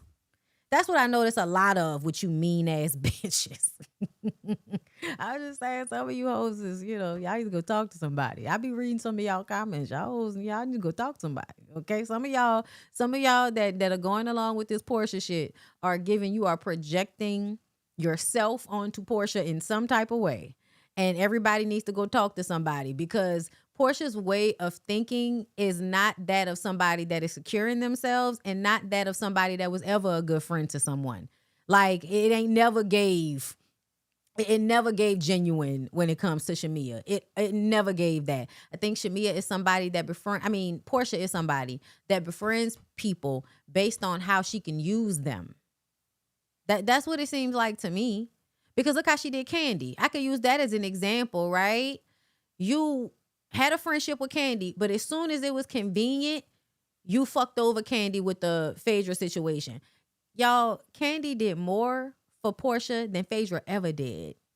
But she could not wait to fuck over Candy. Candy gave her a job. Candy let her get up there and pretend like she know how to sing in her play, right? Candy is always offering a way for these bitches to get a check. And she still turned around and played in Candy's face more than once.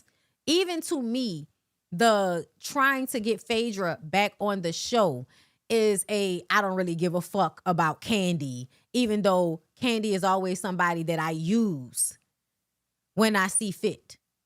She's good to be cool with because you didn't have the fandom to go against Candy. That's really what it is.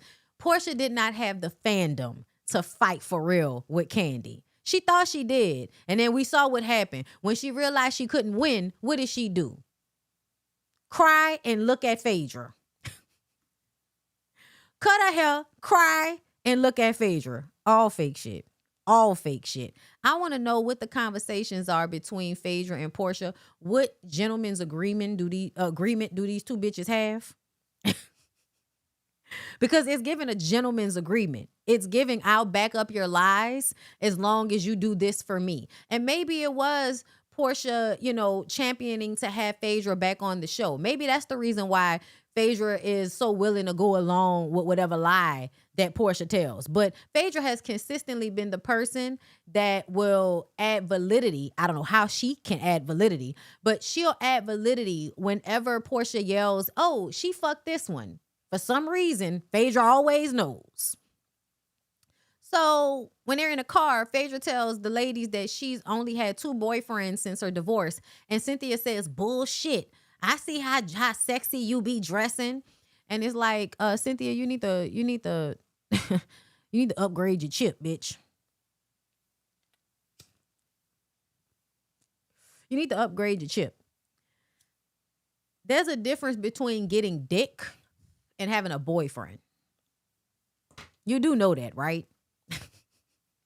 Just because she getting dick don't mean that they're in a relationship. That's what I think she's saying. I didn't have any serious relationships. I got some dick, but I didn't have any serious relationships, which is the smartest thing for a woman to do. If you ask me, Phaedra has handled herself very well as it pertains to getting out of that relationship with Apollo, moving on, becoming the person that she actually is versus the one she was pretending to be for her preacher parents' validation. Right? And she was able to do that low-key off camera and comes back as this version of herself, which she wasn't 100% yet, right? Back in the day, Phaedra was still wearing her real hair. Y'all ain't seen Phaedra real hair since she went blind. I think that's an extension of embodying the sexuality that she always wanted to embody straight up. Okay? That's why, and that's another thing I feel like that was the reason why the freaking frack thing happened. Because when you've been pretending that being a good girl is actually what you want to do versus what you feel like is the best decision to make because of how these niggas act, right? When you finally get free from the man, you go for the friend that you can have a good time with. That's the same thing that Portia did with Shamia. When Portia was divorcing Cordell, that's when she went and started, engaging with Shamia again after all of those years of them growing up around each other, was because I think at that point Shamia was single, and Shamia's a good time and they can go out and have fun together and all of that. You need the single girl that's going to be like, no, girl, let's go out. Let's have fun. You know what I mean? And so I think that Shamia was that for Portia, and I think then Portia became that for Phaedra at some point. But I did notice that people were saying that Phaedra wasn't even at Portia's wedding to Simon, and she had multiple weddings. So it really was like, yeah, y'all really not that close. I love the way you trying to act like y'all that close so you can make Shamia feel like shit, but y'all aren't that close. Because if y'all were, she would have been at one of them fucking weddings. You know, Shamia was there, even though Portia wasn't at hers. And that's another thing. If you really go back and look at this whole thing, that girl has never really been a good friend to Shamia. And if Shamia's mama would have raised her with more fucking confidence and less spiritual bypassing, she would have noticed it and moved accordingly a long time ago. Like, I almost feel like Shamia's mama taught her how to continue a friendship with a friend that ain't really your friend by still being cool with Diane for all of them fucking years. Like, Shamia's mama showed her how to move with Portia. Y'all gonna stop thinking that the sins of the parents don't trickle down to these kids. They absolutely do. So they have this final dinner in the library on the property, which I loved. I'm not even gonna lie, y'all. I love an old ass library. Okay. I'm from New Orleans. We have an affinity for vintage. You know what I'm saying? We like an old looking place. We love it. I don't know why, girl. Okay, don't ask us. You know why? Because things back in the day were more ornate. That's really why. People, used to carve shit. They went the extra mile. Now y'all want clean lines, right? Y'all don't want anything extra. You want clean lines. There's no in between, right? Back in the day, people would just, make these beautiful things. They would make the house beautiful, be colors and all of this ornate, sculptures and all of that, like even your crown molding and all of that type of shit, you know what I'm saying, used to be very ornate, right? And then the white people decided, no, we're gonna make everything boring, white and gray only, bitch. Clean lines, no swirls and shit. Yeah, it's boring now. It's boring. It's a little boring, y'all. I feel like I've been made to like tone down colors and all of that, and I'm trying to get out of that. I used to like colors and shit. America be trying to make everything gray. It's depressing. I don't know why they want everything to be a factory, but they starting to work on my fucking nerves. Everything is being built like a gray box, like a fucking factory. And I love the color gray, but y'all are pissing me off, okay? They have a final dinner in this library on the property. Everyone says something nice about Phaedra. But Portia puts extra on hers. And even Angela admits that Portia is trying to hurt Shamia. And I'm like, yeah, but y'all can't see she been trying to hurt the lady the whole time. Child, whatever the fuck. Okay, Shamia says that Phaedra wasn't even at her wedding. Okay, hold on, let me play it. Because that's exactly what it sounded like. That's the rule. That's the goal now. What are we doing? What's going on? What are we saying? What's going on? Bitch wasn't even at your wedding. And then Portia gives Phaedra what she loves. Pomp and circumstance. Pieces of paper to put in frames. Okay? People in Atlanta love a proclamation or a key to the city that don't really mean anything. But they love a piece of paper to put into a nice frame and put it on the wall and show it to people when you're on live. They love that. Okay? So good for them. They talk about Phaedra and her liking cemeteries and her feeling like how people bury their dead and how they preserve cemeteries is an extension of how they treat their people. And I kind of agree with that. I do. Because, you know, it is true to some extent. To some extent. Because you'll still have some nice cemeteries, and they'll have nice neighborhoods around those nice cemeteries. And then you go to broke down cemeteries, and guess what's going on around those neighborhoods? They're broke down and they're being gentrified. Tell me I ain't lying about St. Louis. St. Louis number 1 and number 2. Tell me I'm lying. Okay. And then Kay starts crying, you know, because she says she didn't want to go to the cemetery because she's afraid of death. And she's afraid of death because she's almost died so much having all of these surgeries. You know what I mean? And she says, you know, I'm scared of it, especially after watching my mom and my son cry and be embarrassed because I have to keep getting all of these surgeries because of this stupid decision that I made. There's a video I made years ago. Maybe it was like 2012, like one of my, you know, the first few set of videos I made on YouTube. And it was about how eventually the women who were getting BBLs were going to regret them. People were arguing with me back then. It's interesting. I guess I was right back then. I mean, this is like, to me, this is just common sense that you putting outside objects into your ass so that you can be more attractive and feel better about yourself. Yeah, that wasn't going to work out good. The reason why that's not going to work out is because you sit on your butt, okay? Places that you put shit in should not have pressure on them all the time. Your ass is your biggest muscles. First of all, your gluteus, okay? Your gluteus maximus muscles are like the biggest muscles in your body. They also are connected to like your spine and shit. And also close to, you know, your nether regions, right? So this is not a place that you should feel so casual about fucking with, but y'all do, okay? Y'all do feel very casual about pumping toxins into your bloodstream so that your butt can be bigger. I don't know why I always thought that was insane, right? Like, the BBLs is one thing, right? But what K. Michelle and them was doing back then when I made that video, that was before people had really discovered BBLs and people were getting ass shots. People were getting ass shots back then. And doctors now will tell you that the BBL is the most dangerous surgery you can get because of the place that it's in. Because you sit on your butt, y'all. You lay on your butt. So yeah, I just, you know, I always thought that was not a good idea. Listen, I don't feel good about, you know, the Ozempics and all of that either, because I don't think there's any such thing as a pill that can just fix everything for you. Usually those things come with a whole bunch of issues, side effects that have not yet come to the front. Okay. And also, I wouldn't be trusting no drugs being put out during Trump era, because they like to fire people that make sure that the drugs are safe. Okay. They like to fire those people like it's fucking, you know, The Apprentice or something like that, because they don't, you know why? Because a lot of times these corporations are being sued, and then the corporations are lobbying the government, I guess, to not have to be accountable for harming the public by giving them shit that can hurt them. Right.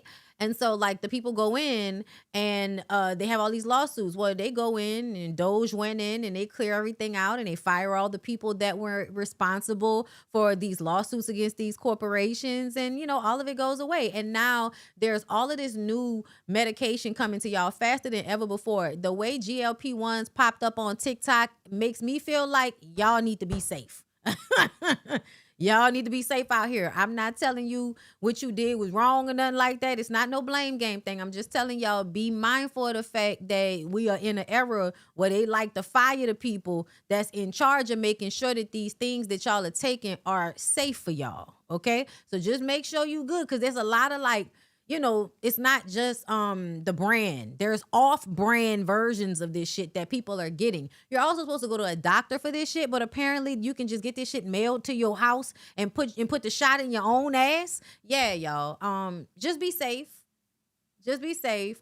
Because then people don't care about your health or your safety. They really don't. They care about their bottom line. And they will have paid insurance out of all of the money they made in order to pay y'all them little small settlements that some of y'all might be able to afford at some point. Because, you know, if it fucks up your health, if it fucks up your digestive system, you can't work. So, you know, be safe out here, y'all. I just, you know, girl, when they started popping up, and I even feel like somebody was like, girl, don't pop in my motherfucking email asking me if I won't sell no goddamn GLP-1s to nobody. That sound crazy as hell to me. I'm actually trying to change my mindset to enjoying women with, you know, a little bit of body fat and some blood in their face, right?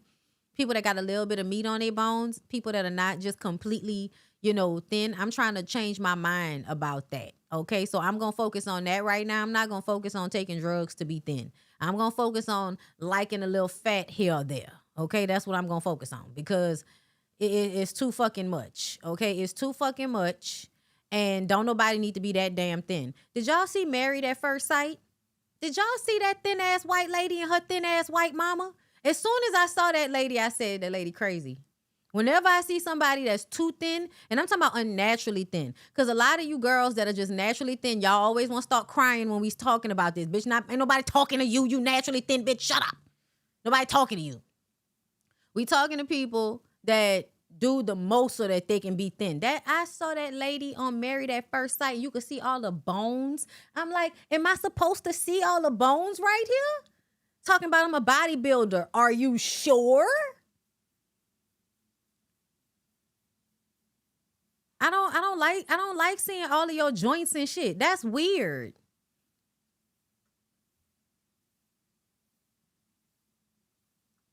That's weird, y'all. Like, I don't know if y'all saw that shit. I instantly knew that lady was crazy. And then during the wedding, she was staring at that nigga with crazy eyes. I was like, yeah, I knew that bitch was crazy. I knew that bitch was crazy. That lady looked crazy, man. I don't know if y'all watching Married at First Sight. I watched the first 3 episodes. And that lady looked so motherfucking thin, and I could see all of the joints. And then her mama, bitch, they showed the mama eyes was like this. The mama eye, yes, the MAGA lady. The MAGA mama eyes was like this. Women like that make me feel like they were probably being abused. Cause why are your eyes like this? Like you scared, like you nervous or something like that. Lady eyes was like this. Like, I was so scared. Oh my God. Yeah. And then her mama was ultra thin. And we know how much the mamas are the ones that do it to their daughters. Society does it too, but nobody will make their child feel like a fat pig like her fucking mama. Do you hear me? Do you hear me? Girl. Especially the white ladies. The stories that the white girls tell about the issues that they mamas gave them with their fucking bodies. And you know, if you hungry, and malnutrition did make you a little bit more crazy too, right? Y'all do understand you need food, right? I think everybody is so caught on being thin.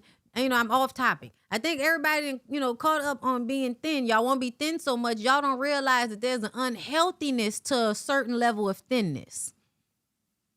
It's telling us that your body not getting all of the vitamins and nutrients and shit. That mean the blood not probably flowing all the way right to your brain. So when y'all hoes be up here looking crazy and shit, it's probably because your asses is malnutrition. The daddy, you know what the daddy look like. The daddy look like somebody that's either beating bitches and hiding shit on their hard drive, right? Okay?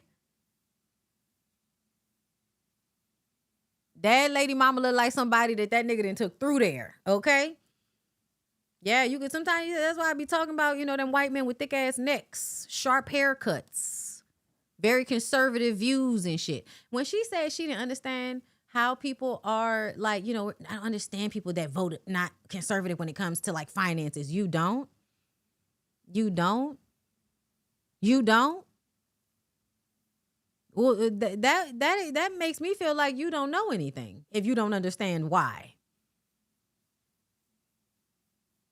That would mean you don't know any history of the United States. You don't know how people have made their money. You don't know the difference between the time when boomer parents were in their 20s and all of the government subsidies that were given to them to either go to school and get a certain job or even how the jobs were offering benefits to people. People used to have jobs a lot longer back in the day. My daddy had the same job from 18 until he retired. He was a boomer. That's because that's what y'all were offering to people back then. And then when y'all got in power, you closed the door and knocked the fucking stairs off the door when you got inside. So nobody else could get up there. Not niggas gotta go running and jumping and throwing themselves into a motherfucking opening to get in to get some damn money and not be stressed out all the goddamn time. I can't stand when people like ignore what's actually happened so that they can glue in like on this one specific thing without taking the nuance of the situation into account. People work on my fucking nerves. Anyway, I'm sorry, I got off topic, but I am watching Married at First Sight for the Ooh Ladies First panel, okay? What else did I want to say about this dumb shit? Y'all, they Portia let them in on a good note. Everybody started crying about they parents being dead and shit. I understand. Drew was crying and Portia went running off behind her. But I really felt like that was because Phaedra said, don't ruin my dinner. Phaedra said, I don't want this foolishness at my dinner. So I believe that Portia was ignoring the conversation when she came back to the table and all of that to not argue with Shamia. And I'm actually happy that she did that. Please don't. Let them end on a good note, bitch. Y'all can argue when you hoes get home. Okay? Shamia apologizes again. And again, I've been telling y'all since the beginning that Shamia is a people pleaser. That's why you don't raise your children to be people pleasers. That, all of that religiosity, all of that purity culture, all of that shaming and all of that trying to make people be the bigger person all of the time when really you need to curse people to fuck out and move on. Yeah. That's why I say that you got to think about those things because they really do cause real issues in people where they don't know how to like protect themselves because they care more about other people than they do about themselves. Women learn that shit. Women learn that shit in childhood, how to abandon themselves for other people. Shamia apologizes again, which I wish she would not have done. Kelly said, stop apologizing. She said, you got to stand 10 toes down, and she threw her legs in the air, and they had to blur her nether regions. I was on the floor. No, y'all, because, we goofy, so we one of the first ones that hit a click. Bitch, we'll hit a ankle click real quick. So yeah, I was on Kelly's side. Fuck all that, okay? Portia comes back. First Phaedra said it, then Pinky said it, and that was 2 openings for Portia to like say something, but they ignored it. The cake comes in, they sing happy birthday. That's the end of the episode. Thank the fuck God, we going home.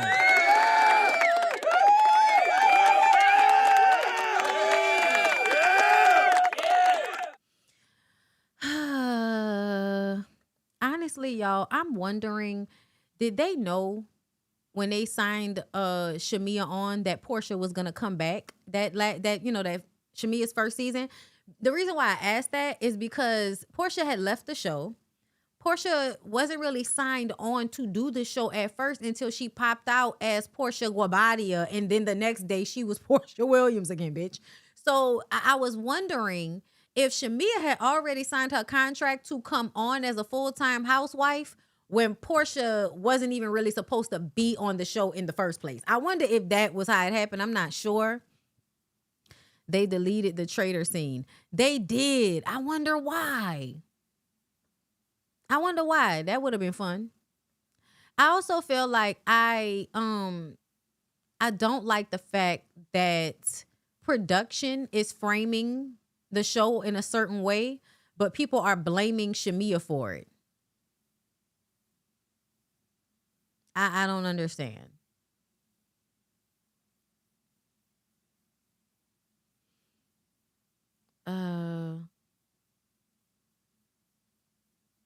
Hold up. Trying to find it on No Chaser. Hold up. Where is it? Where is it? Hold up. Okay, wait. Let's go. Let's go from the top to the bottom. Okay, let's go from the top to the bottom with this one. All right. So this is Shamia. You guys, this is Shamia. Shamia said. Okay, this is what Shamia said. Scooch. Okay. Shamia said, apologizing does not always mean you are wrong and the other person is right. It just means you value your relationship more than your ego. Mark Matthews. Listen, hun. I understand where you're coming from. I really do. And I do feel like apologizing to them relieved the feeling that you were beefing with everybody, because you were already upset that it felt like you were beefing with everybody because they are on Portia's side with the situation. So I just kind of feel like they're gaslighting her and it's working. That's all. That's what I think. I think they're gaslighting her and it's working. And I don't think she should keep apologizing. I do understand why she feels like she needed to relieve that, but this is somebody who doesn't feel comfortable with the conflict and will try to relieve it by apologizing.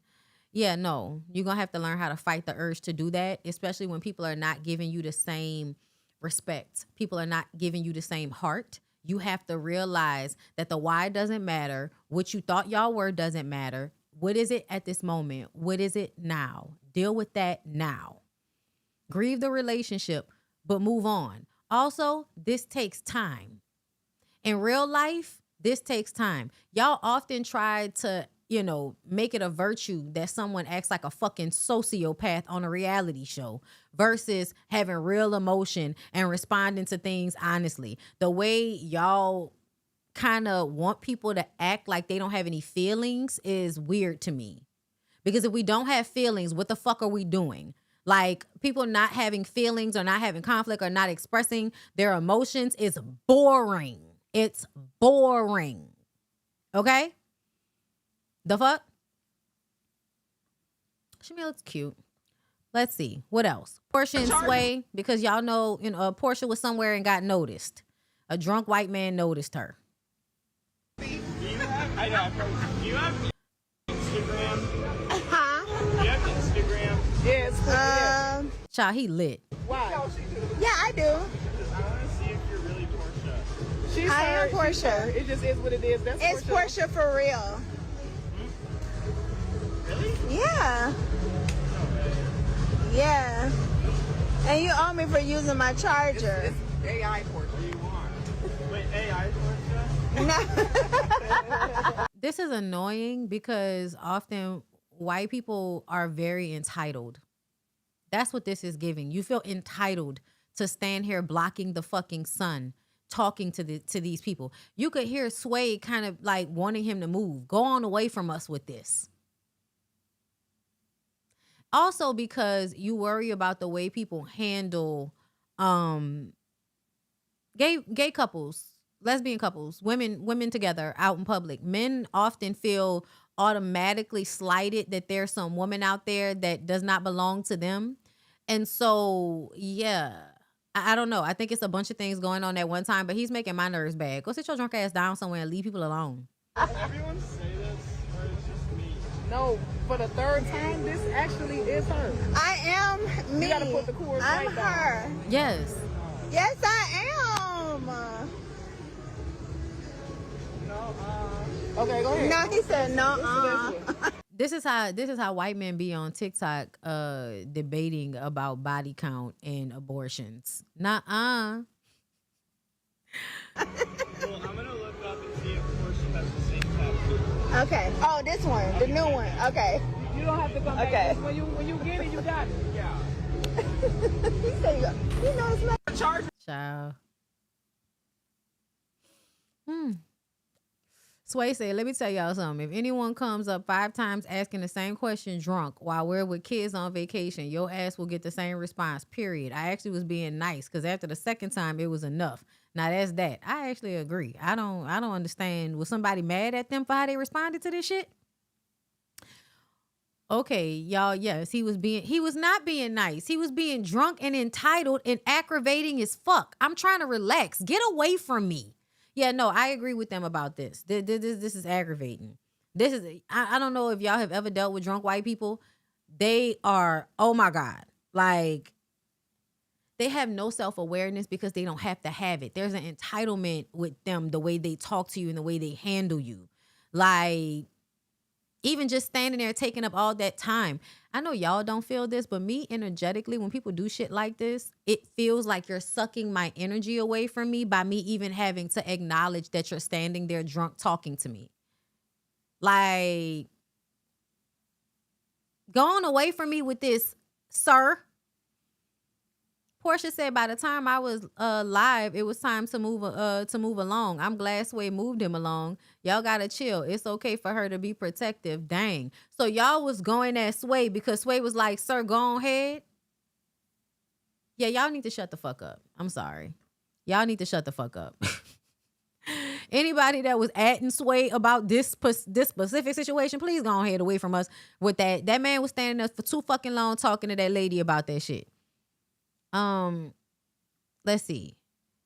This is what I was going for. Angela says that she was there to support Shamia at the club. I've already explained to y'all what I think happened. Cynthia said I also stayed and left after her performance was over. Again, I didn't already explain to y'all if you missed it. What I believe is that when this was going on, Portia was over there in the section away from everybody else, so they didn't really know that Portia was getting ready to leave yet. But after she finished singing, once they realized that Portia was getting ready to go, they all decided they were ready to go. And if that wasn't the truth, Drew and Angela wouldn't have been outside talking about Shamia. Like, why would she come here? Like, y'all gave us the video. And then the thing that's aggravating is that y'all act like it was Shamia that created that narrative. But production is also showing that you guys kind of scattered after not too long after she got there. It doesn't matter that you didn't leave exactly after. What matters is that you was waiting for your cue from Portia. And I think that that's what it was. Y'all got y'all cue from Portia. But she sang her song and Angela recorded it.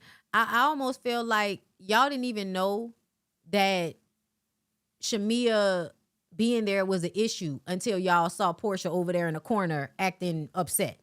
Because and Portia says, I saw them walk in.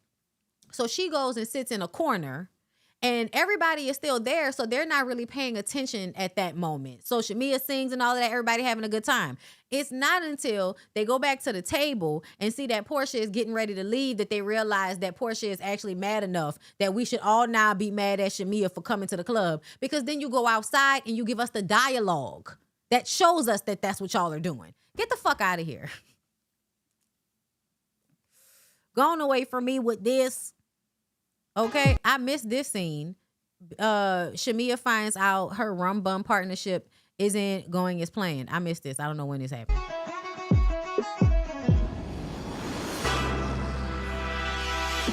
Okay, wait, y'all see it. Let's not get copyright stricken.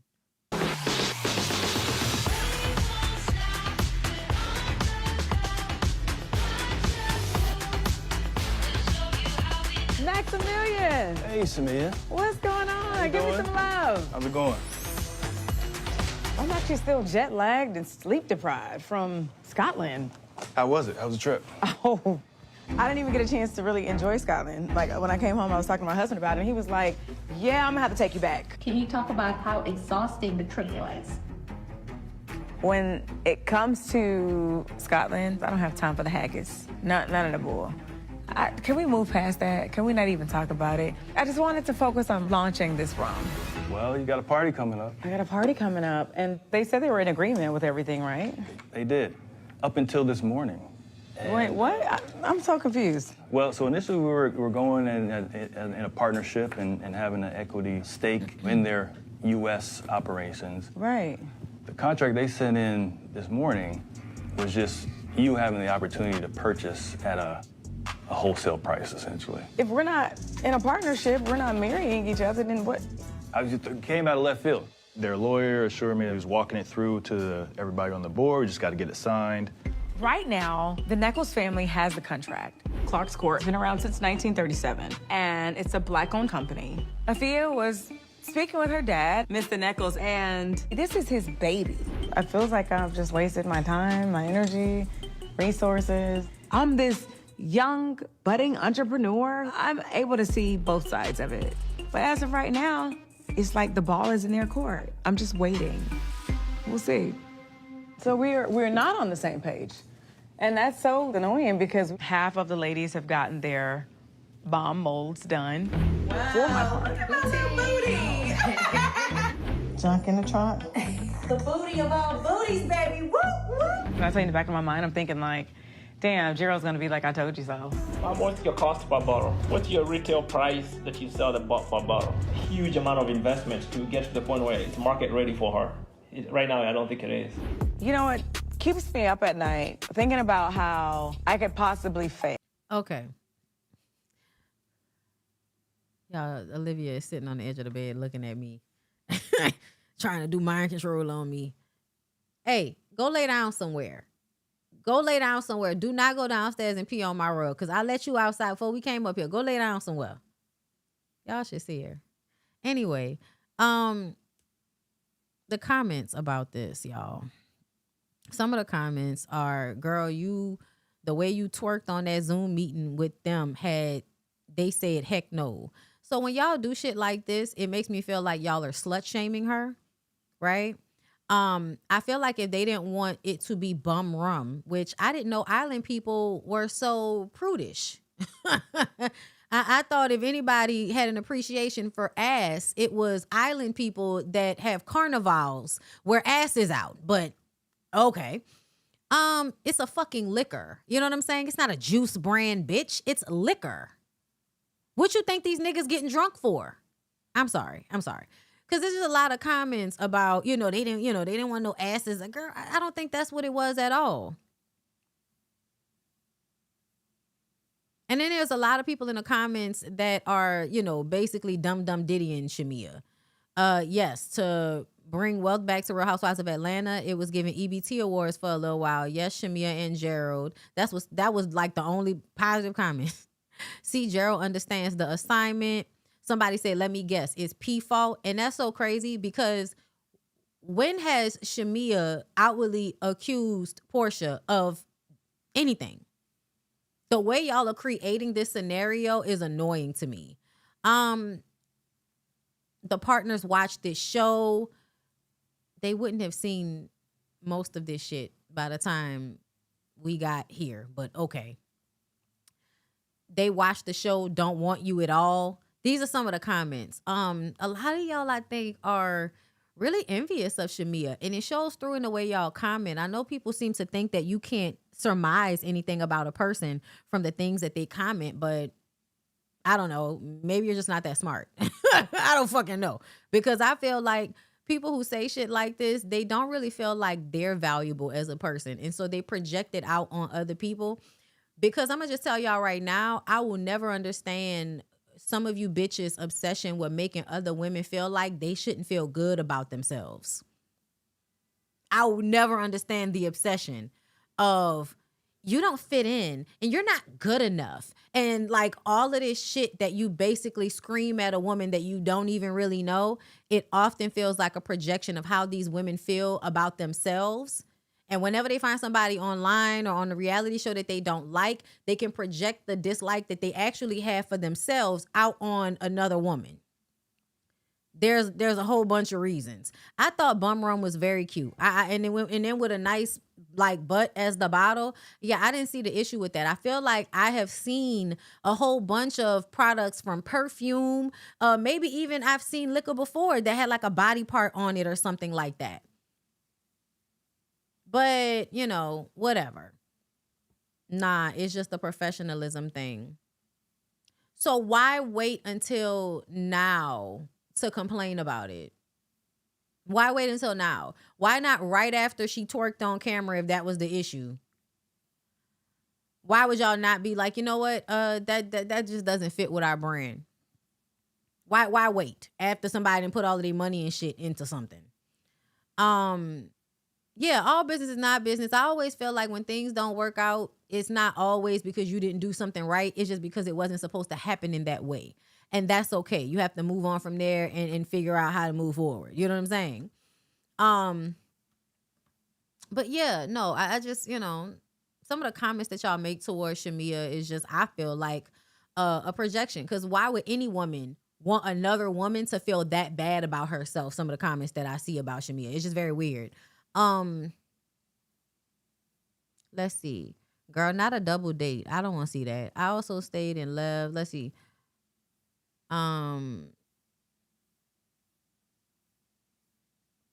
Saw you apologize to the group tonight. And so now that you've seen the episodes air, you've seen the discourse online, what has been your reaction to the dinner, bringing up the mothers? You guys had kind of previously agreed, let's let this lay. So what do you feel about it as it's now out in the world? To be honest, Andy, the timing wasn't good.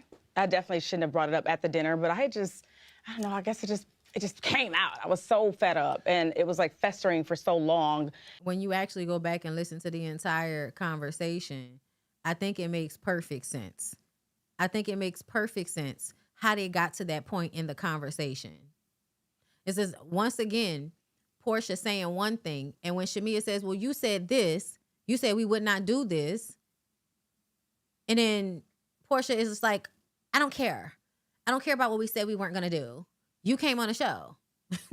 Do you regret The dinner it? was not the appropriate time to do it. Yeah, That's it why I was. apologize. Yeah, it was. I don't know why y'all think that she had to pull Portia to the side for this shit. Y'all ain't pulled Shamia to the side not one fucking time when y'all wanted to say she fucked somebody. Get the hell away from me with this.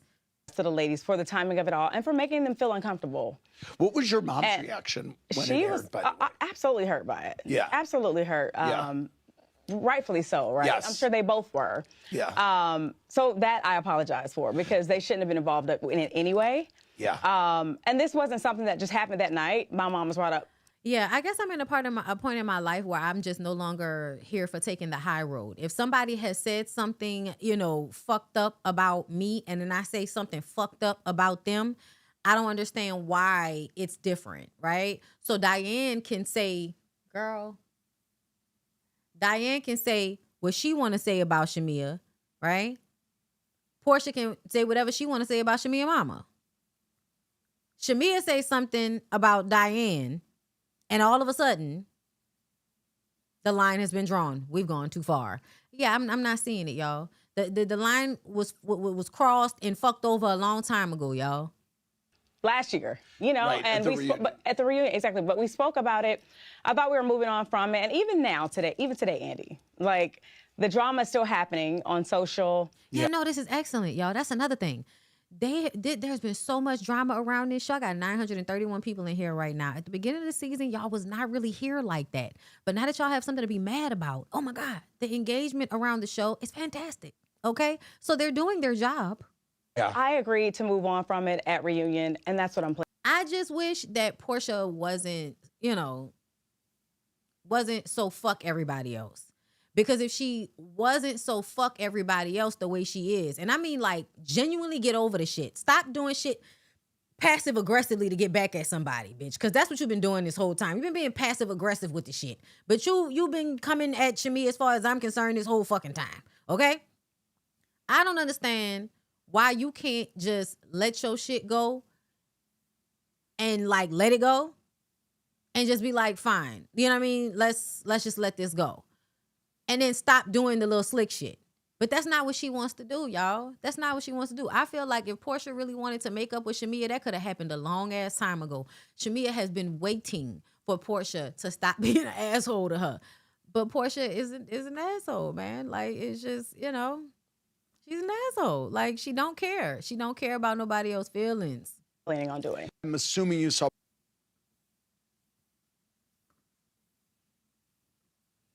K Michelle. K Michelle. So, y'all, what the fuck is going on with K Michelle and Shamia? Let's try to see what's going on, because this is confusing for me. But I did tell y'all that, K Michelle likes her a villain, okay? It reminds me of her back and forth relationship with Jocelyn Hernandez on Love and Hip Hop. I remember when she decided that she was going to meet up and be cool and be friends with Jocelyn to spite the other women. I was like, K Michelle, this girl is a fucking asshole. Why are you going over there to hang out and be cool with her? She's an asshole. Like, and when I say an asshole, I mean they don't care how nice you are or kind you are to them.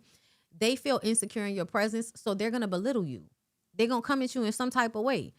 So I feel like low key, the way K. Michelle did that with Jocelyn on Love and Hip Hop back in the day, it's the same thing that she's kind of doing with Portia here now. Because y'all are gonna have y'all little back and forth, but ultimately we peep since you accused her of plotting on you, and then when y'all sat down, y'all didn't even really have a conversation about it, and you were so willing to get past it. I think it's because you like these types of personalities. I think you do. On some level, I think K. Michelle likes these types of like head mean girl personalities, even if she don't really like it when she really sits with it, because she knows what it's like to be on the other side of it.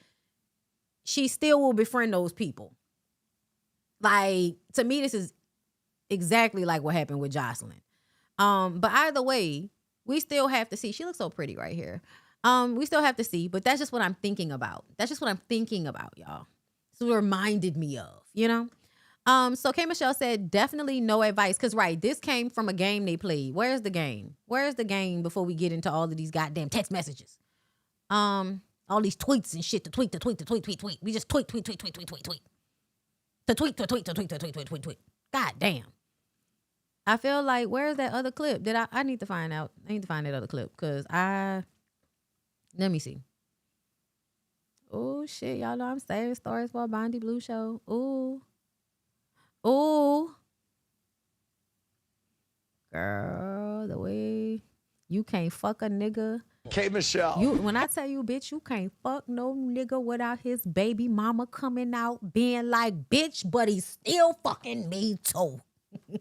Hey, Michelle, just stay the course. You ain't got to jump ship or choose teams. You can be everybody's friend, girl. All right. That's what Shamia said, because it was a game asking what all everybody needed to do. Okay? After watching Shamia fight with everyone in Scotland, minus Kelly and the bagpipe player, the HVAC Queen's friendships have been placed on a cooler setting. So I want to oscillate through the group to find out who really blows at being friends, being a friend with Say What You Shamean. Shamina, I'm going to turn the tables to give you a chance to tell each peach how she could be a better friend to you, starting with Angela. Angela, stop looking for drama on me, mess on me. Focus on your home life and not me. Phaedra, don't be a whack frack. Like, just a whack frack. Be a cool friend. Okay, what about be Portia? A whack frack. I mean, good luck. Okay. Happy Pride. Happy Pride. Kelly, hey, best friend. Okay. She's good. Ain't You're good. No notes needed. Okay, for Drew. That. Drew, I'm happy that with things right now. So, carry on that anthem singing, girl. I'm supporting. I'm clapping. Hell, we might even do a duet at this point. Y'all are both some anthem singing ass bitches. I don't know. That's both of y'all. Okay, I love it. Pinky, come on, TED Talk. Give me some business ideas, girl. You see my rom line didn't launch. Okay. No. K. Michelle, just stay the course. You ain't got to jump ship or choose teams. You can be everybody's friend, girl. All right. Thank you very much. And listen, that's not really what it is. What it is that K. Michelle takes it personal that you aren't responding to her being your friend. That's what I believe it is. You will say things that make her feel like you're not taking into account the fact that she's being a real friend to you. That's what I think, okay? The first to tweet, and she is right about the fact that you hoes wasn't tweeting, but now you hoes tweeting again. She said, fuck all y'all, all these ridiculous think pieces. Her mama shouldn't have been in no club talking shit about nobody and trying to form her daughter in alliance in a hookah lounge past midnight. I ain't gonna lie, I agree with that. I don't like that. Because I told y'all that her mama does that shit. Her mama been doing that. And I told y'all I don't like that shit. So I agree. I don't care if her tits was over her shoulders. I didn't do it or say a word. It was brought to me and four random Africans at a table. I be minding my business, y'all. K. Michelle is funny. K. Michelle funny as fuck. Okay. Then,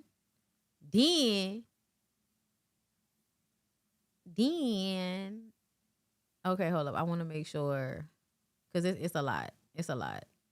Okay, yeah. All right. I just wanted to make sure, because, that first one, I was like, I don't want to start there. We went there. Okay. K. Michelle said, I'm not sick anymore. Anything goes. Now look at God. All right, girl. I told y'all the reason why she wasn't really trying to get into no fights with nobody at the beginning is because her ass was sore. I told y'all. I also feel like it's probably why she was, emotional. Sometimes doing, pain medication will make your hormones go up and down. You'll be emotional. But also sometimes people cry, and that's okay. And y'all need to stop feeling like it's weak to cry. Especially black women. I don't know what the fuck wrong with y'all, but y'all are not supposed to be niggas. It's okay for you to cry. It's not a weakness. I can't tell y'all how I've noticed how many black women have adopted the same mentality y'all tell these little boys when they growing up, is that you shouldn't be crying. Yes, you should. Your fucking body creates a mechanism that makes you cry when your emotions get heightened. Okay? Your body literally created a mechanism for it, bitch. The fact that y'all think it's weak is like saying it's weak when you sweat. I'm hot, ain't I? It's hot, ain't it? God forbid a black woman cry and be sad. My God. No, I'm just saying, y'all. I do know, because I feel like that, I told y'all, I don't even like when people do that to me. Act like, bitch, I will cry up here if I feel like it. And it's not in no performative way, but bitch, if I have feelings, then I'm going to let them flow. I'm not going to, I be trying to stop my cry sometimes, but that shit hurt. Fuck y'all. Y'all always want people to do that thing where you stop the cry in your throat, and that shit hurt. It hurt to stop the crying in your throat. It's the same feeling as when you keep not saying how you feel and people keep fucking with you and you just keep taking it and not saying nothing about it. Be all up in your throat chakra, fucked up. That's why I say cuss the motherfuckers out. That's why I say get it off your chest. They throw some bullshit at you, throw it right the fuck back.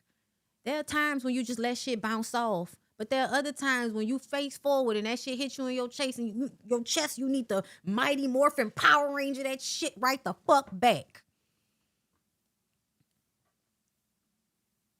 But that's besides the point. Okay, Michelle?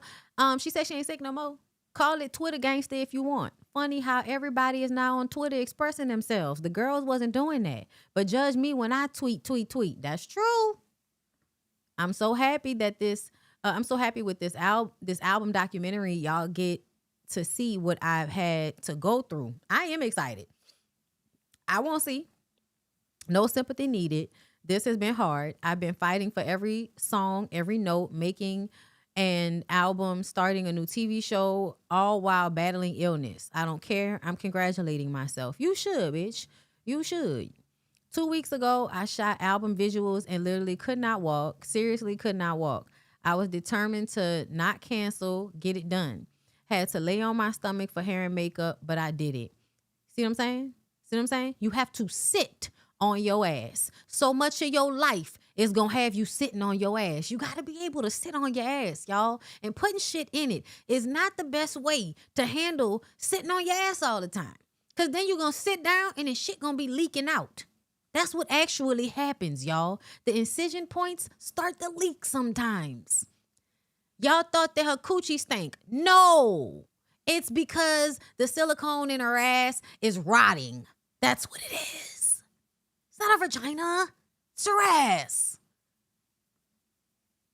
Shit to lay on her stomach to get her makeup did.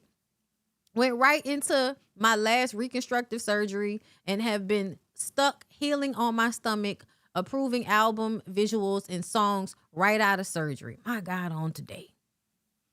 I feel good. I feel like myself again. I look like myself again. Yes, bitch, I'm sensitive. My heart big, but I ain't nothing to be played with. Never forget. I'm happy, Lord. I've got work to do. Pudding. Child, y'all know them country hoes love calling themselves some nickname that sound like it should be on a whiskey jar. Okay? Not a bottle, bitch, a jar. I'm trying to carry my culture on my back into a genre and a space we are not represented in. I have to fight every day. I watch myself. I can't just go around crashing out like I used to. So excuse me if sometimes I got to tweet and vent about the petty shit in my life. Laugh at it. I deserve it. I'm human. I wish we get to see this K on TV. She says you will. I actually I'm actually happy with the way K Michelle has been navigating, to be honest. Because first y'all was acting like she wasn't there, so she had to spark this shit up. You know what I'm saying? She had to say something. I still believe that she was not lying and that people are absolutely doing shit behind the scenes, as made clear to me by this past episode. Somebody said, funny how the story has changed now from her mama was in there praying up a storm to now talking shit about people. I guess Portia was right about you switching up after the season. Shamia really played herself. Shut up, clown. I said both. She was holding my hand praying and talking mess about another castmate. I have my proof, so I'm not bothered. And it ain't no 2-second picture. Ain't no switch up here. I stand alone. I don't play those little girl games about no teams. That's weird. Now go on play with your sausage. I got $1 million project to stress about. I mean, yeah, because like, why I'm gonna leave y'all alone. That do be weird though. Like, why is you adding these people? We're gonna see how it's gonna play out. I don't know if I do feel like K Michelle is switching up, but it's not for the reasons that people think she's switching up for. I don't think it's really about being closer to Portia as much as it is just feeling a way about the way Shamia is not giving her credit for showing up in the first place. Also, like I said, that shit I don't like that neither. I told you I don't like the way her mama move. And when you start to notice the similarities between Shamia and her mom and the way they spiritually bypass or always want to take the fucking high road and all of that's another form of like fakeness that I would be aggravated by on some slick shit. I would be aggravated by that. But yeah, I just, we'll see how it all plays out. I hope they eventually get back cool with one another because they unfollowed each other last week. But I don't think it's for the reasons. I think K Michelle just be having to do what the fuck she want to do. I think she's sensitive as fuck.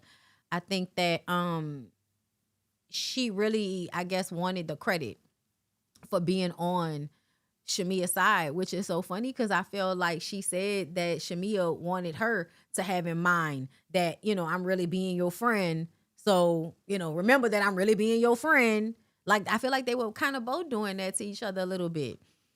I don't think Kay is lying. I think Shamia's mama probably was in there doing that shit. You know what I mean?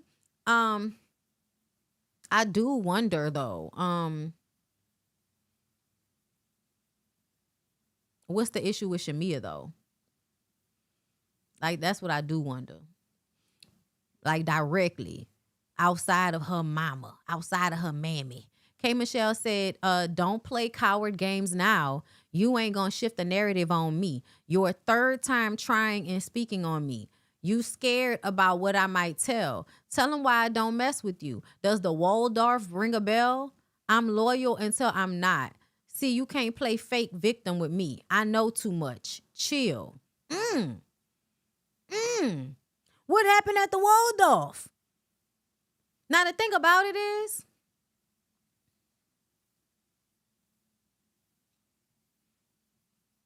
you called her a monster at some point. You called her a monster. And it felt unnecessary. So I just kind of feel like this is one of them situations, so difficult, right? Because it's just like, I get it. I get it on both sides. I get how K Michelle might feel about Shamia's mama and about Shamia and this people-pleasing shit. And also what might be going on behind the scenes. Because like I said, I don't think Shamia is that much different from Portia because you were her friend for so long. You went along with that shit for so long. But it doesn't change what I think is happening between Shamia and Portia. But when it comes to other people, Shamia has very much been a dog with a bone in other situations. She's been a person that's not having the conversation she should be having, but some shit we don't care about. She did that on the reunion last year. I was all on Shamia's ass last season. This is not about like hating Portia or liking Shamia. This is just the assessment, bruh. This is just the fucking assessment, bruh. And if you don't like my assessment, that's cool. But this is just the fucking assessment. It ain't always attached to all of them fucking feelings everybody be thinking that I have because, I speak with feeling. This is YouTube. If I was dry, it would be boring. You know? And I feel my feelings in the moment. But like I genuinely don't give a fuck. But this is just very fascinating to me. It's always fascinating to me the way the public responds to these shows. But I want to know what happened at the Waldorf. What did Shamia say? When did she play fake victim? And what might you tell, K. Michelle? What might you tell? What might you tell? Are you going to tell us that she really was giving you information behind the scenes about how Portia was investigating you, bitch? Because she knew that Angela over there was investigating her. It's a possibility. But I also feel like even if Shamia was the one that told her to be on the lookout for the shit that Portia will do, the fuck that's supposed to mean? That's supposed to mean Portia wasn't doing that? I don't think so. It could mean that K. Michelle was protecting Shamia when that was brought up. That's what it could mean. But I just don't feel like that was the only person she got that information from, especially once we found out about that nigga that couldn't wait to come to the internet to tell us that he was talking to the twos of these women. Oh, thirsty ass niggas. Definitely no advice needed from you on being a friend. Oop, me not messing with you has nothing to do with jumping ship. And you know this. I have the same friends I've had all season. The difference now is I don't have to sit around and defend you all day. I don't really like that because ain't nobody, like, did she really ask you to do it? Did you have to do it, or did you do it because you felt like that's what was right? I don't really like how she said that, because it's like don't throw in my face that you defended me, bitch. Don't do that, because if you didn't feel like you needed to defend me, you shouldn't have. Don't throw it in my face now, but if you felt like it was the right thing to do, don't throw it in my face like it was a mistake or some shit like that. Because I don't feel like it was a mistake to bring everybody to a sense of we're not about to let Portia act like this. Because Portia was evangelizing. And K. Michelle was the only person that was like, yeah, I still don't feel like I want y'all to be like ostracizing the girl and bullying her and making her feel like she on an island by herself. That fucking needed to be said. That needed to be said. That's a part of the reason why I even liked you, is because you weren't going along with Portia's evangelizing in these moments where it seemed like everybody else was fucking hush and quiet. The difference now is I don't have to sit around and defend you all day. Dead that narrative now about teams, because you know that's not what's happening. Yeah, what you did, Shamia? Shamia, what you said? I feel like you probably said something. And I also feel like it may not even be that fucking serious, but K. Michelle is, emotional. Who knows? I think multiple things could be true at one time, y'all. I really, really do. I feel like Shamia could be a weirdo sometimes, right? And not make the right decisions, right? Right? And also, Portia's a fucking weirdo. She's being terrible. She's being terrible with the people, y'all. That's all I gotta say about it. Okay. I really do feel like it's very insecure, and it's very, I don't feel good about myself, so I don't have room to feel good for somebody else, and I can't even bear putting my feelings, not even putting them to the back burner, but really just dealing with that on your own and not making that Shamia's problem that you don't feel good about her coming on the show. That whole thing to me, y'all, I'm sorry. Get that the fuck out of my face. That's not reasonable. Y'all really make things okay that are telltale signs that people have character flaws that they need to work on. Because that should never feel like a thing to where I don't want my friend working with me because she's going to take the spotlight. This is my thing. Girl, you sound crazy. That shit aside, I don't feel like you actually think that Shamia is going to do anything to your baby. You just want Shamia to look bad. I don't believe anything that Portia says about anything because Portia lies so much. I don't know what to believe. And once you lie so much, I just choose not to believe whatever you say.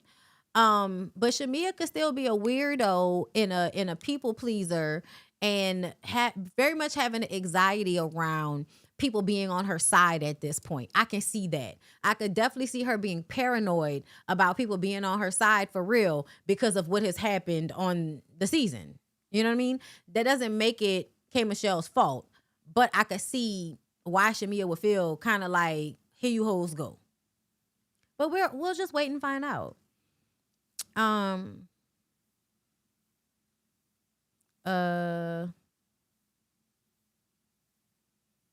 Let's see. Let's get into these super chats. Jasmine Webster, thank you for the super chat. First, Niecy, now Bondi. Happy Monday, everybody. Oh, Niecy, the video, I'm going to go watch it.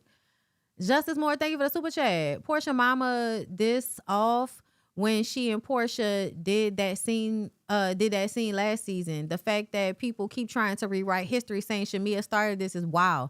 Shamia's scene came after that. And they keep acting like it doesn't matter, right? Like, because your mom can just say whatever the fuck she wants to say. But can't nobody say nothing about her. I don't like when people act like that. Girl, you know, the only person that has to care about your mama like that is you. To everybody else, your mama is just another adult.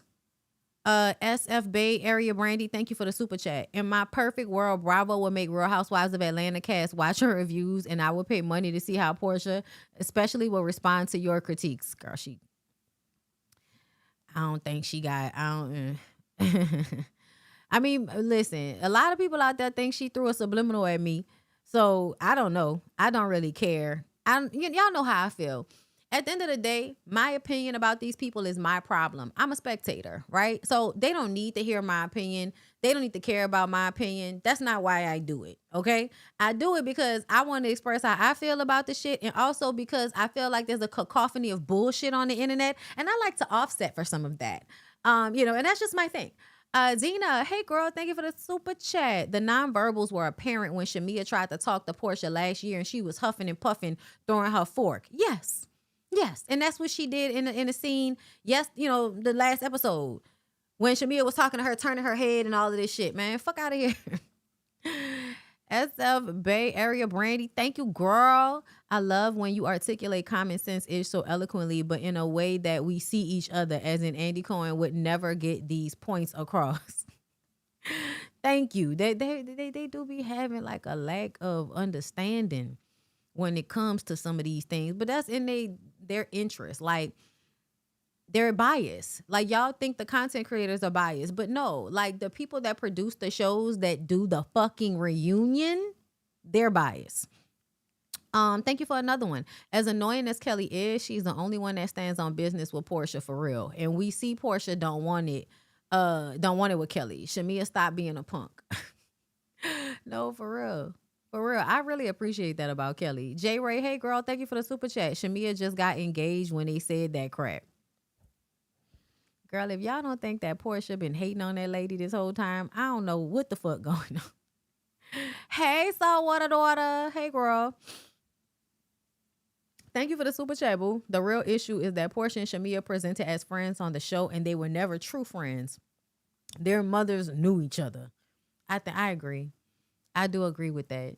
The only thing, though, is I feel like they made it seem like they were really true friends even from, like, far back. I don't think that's true. But I do believe that Shamia was a real friend to Portia. And I always think about, and I've said this before, but I always think about when she wasn't on the show and Shamia was bringing her around all over the place with her to kind of keep her name out there and to keep her face out there when she wasn't on the show. You know what I'm saying?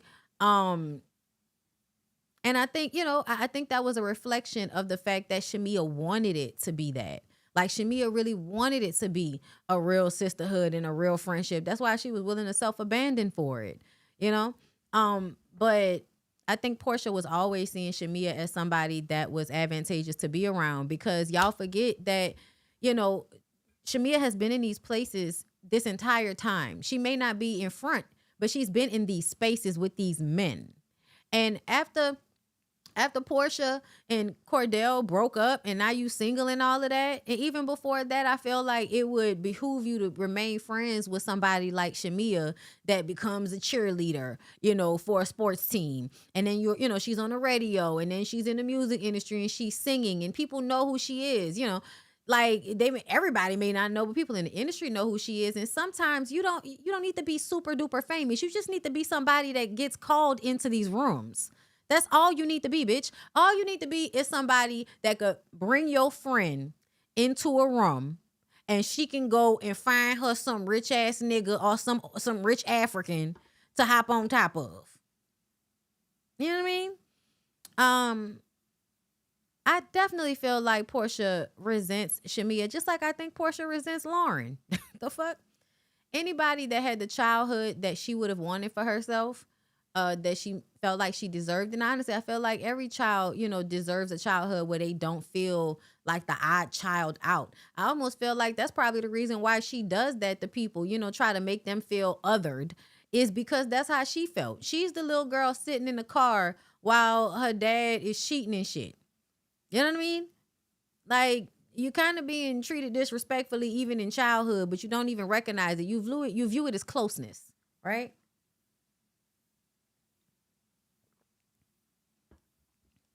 Portia destiny swaps with others because she doesn't really have anything but her beauty. No, for real. For real. You tried to sing. You can't really sing. Guess who can sing, y'all? Shamia. Guess who can actually dance and was athletic? Shamia. Guess who actually has the rich husband in the museum fucking house and the budget to be shopping and all of that? Shamia. Shamia has all those things, y'all. Shamia would be a great housewife when she can stand up for herself. And I do feel like, she can be herself on this show. I know people were saying like they felt like maybe she shouldn't be on the show because she's the type of person that's a real person. And the level of bullshit that you have to go along with in order to be on a reality show, producers may not always like. And I'm like, that's not true. Because there's always a time to curse somebody out. And as long as you're willing to curse somebody out from time to time, but then also have a good time and shake ass and come to the events and look good, that's really all a producer wants from you. Curse people out when the time is right and be able to have a good time and look good on camera. That's all them fucking producers want. All she needs to do is pick the right moments and the right time to go off on people. That's it. And a producer will love her. They should already love her because even with not doing all of that, this conflict has definitely done well for their ratings. The conflict is Portia and Shamia. That's the conflict, girl. That's what we talking about. We're not just talking. Y'all be Portia, bitch, Shamia. If that's the case, the fuck? And this is what she was scared of because this fight kind of puts them on even ground to me. Cassie, why you playing? Shamia can barely sing. Why you do that girl like that?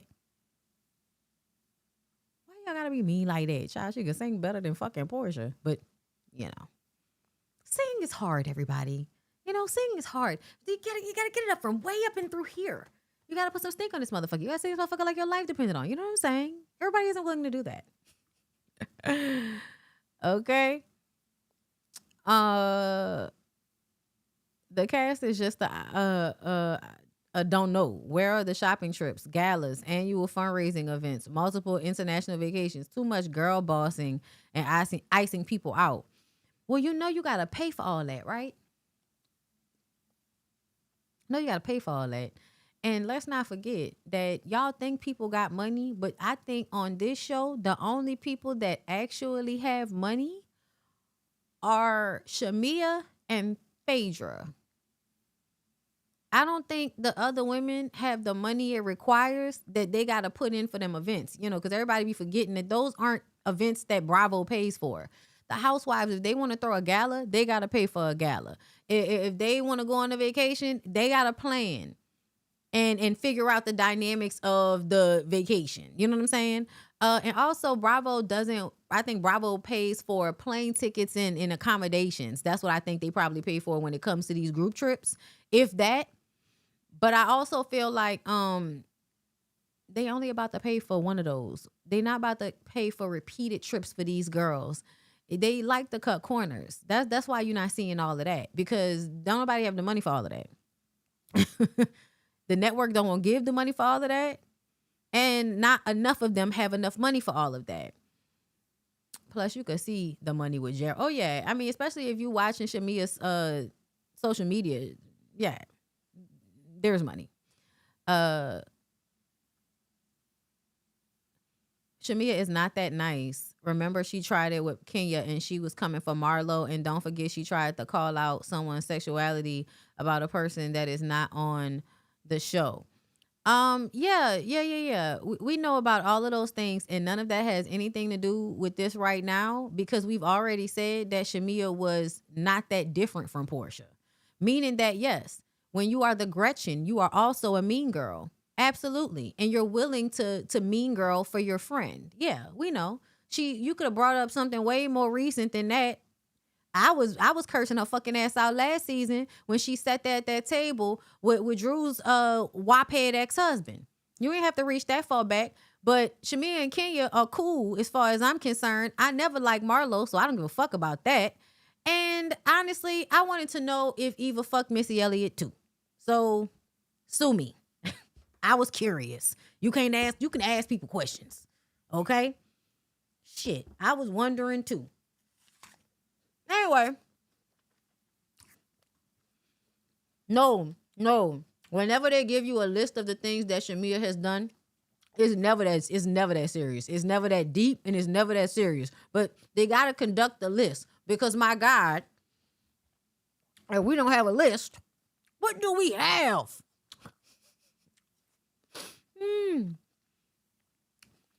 Because Portia fans are not just defending Portia. I'm starting to realize that Portia fans are defending themselves. Because it's too emotional. You defending yourself. I know I look emotional, but I always look emotional, bitch. This is my job. Calm down. But to me, I'm just acknowledging. I just call a thing a thing. It is what it is. It doesn't have all of those feelings onto it, right? Yes. Shamia is also a mean girl. She's just not the head mean girl. She got ostracized by her. And that's why you don't be the Gretchen, bitch. Because the head mean girl will always play you the fuck out. She was playing you out the whole time, playing in your face. That's what mean girls do. They say little slick shit that's meant to be shade towards you, and you're just supposed to let it fly, or it's supposed to go over your head. That's what mean girls do. Portia's always doing that. I don't think Portia meant it like that. Yeah, that's intentional, bitch. I'm playing dumb, okay? I play dumb so I can be mean, and nobody gets mad at me for it. And it doesn't hurt that, I'm look maxing for dear God. You know what I'm saying? And I told y'all, when we talked about this on the Oulay's first panel, just because you're not colorist doesn't mean that people aren't colorist. Just because the women on this cast are not colorist doesn't mean that the people watching the show aren't colorist. All right? Yes, Portia does have a very strong hood rat. Yes. It's all the girls that, and a lot of the times it be women that wish they were as beautiful as her. That's really what it is. Like this imposing themselves onto her because they envy her beauty. But I would like to remind y'all that Portia has had face rebalancing, Botox, and 360 lipo, if I remember correctly. So there's been some work being done over the years. This is not just a natural occurrence that she looks like this. So don't feel too bad. Okay? Stop comparing yourself to somebody that didn't have this much money at the doctor's office to look this way. Okay? So that's what a lot of y'all is doing. Y'all be arguing with me on behalf of Portia. I click on y'all picture and I be like,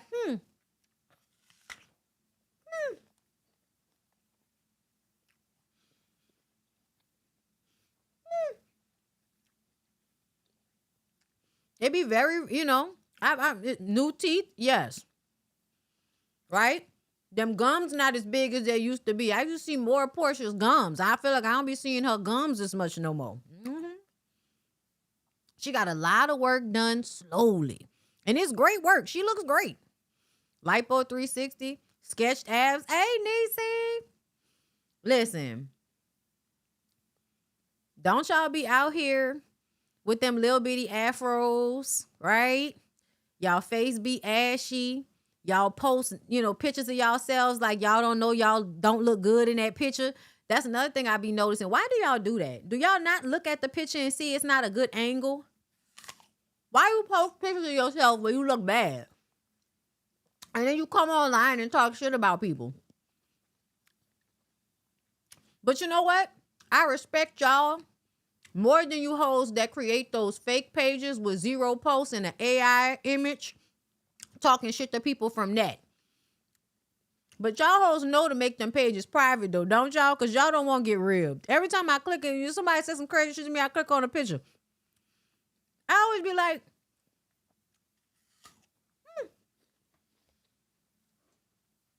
why are you doing this to yourself?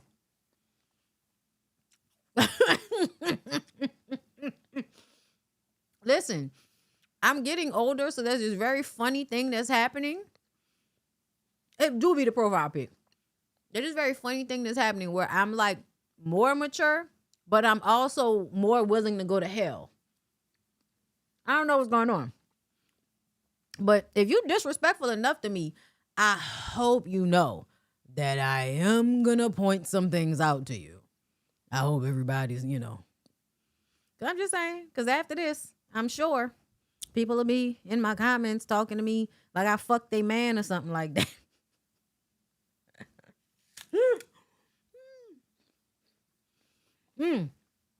Either way, I'm about to go watch Niecy video. I'll talk to y'all later. Bye.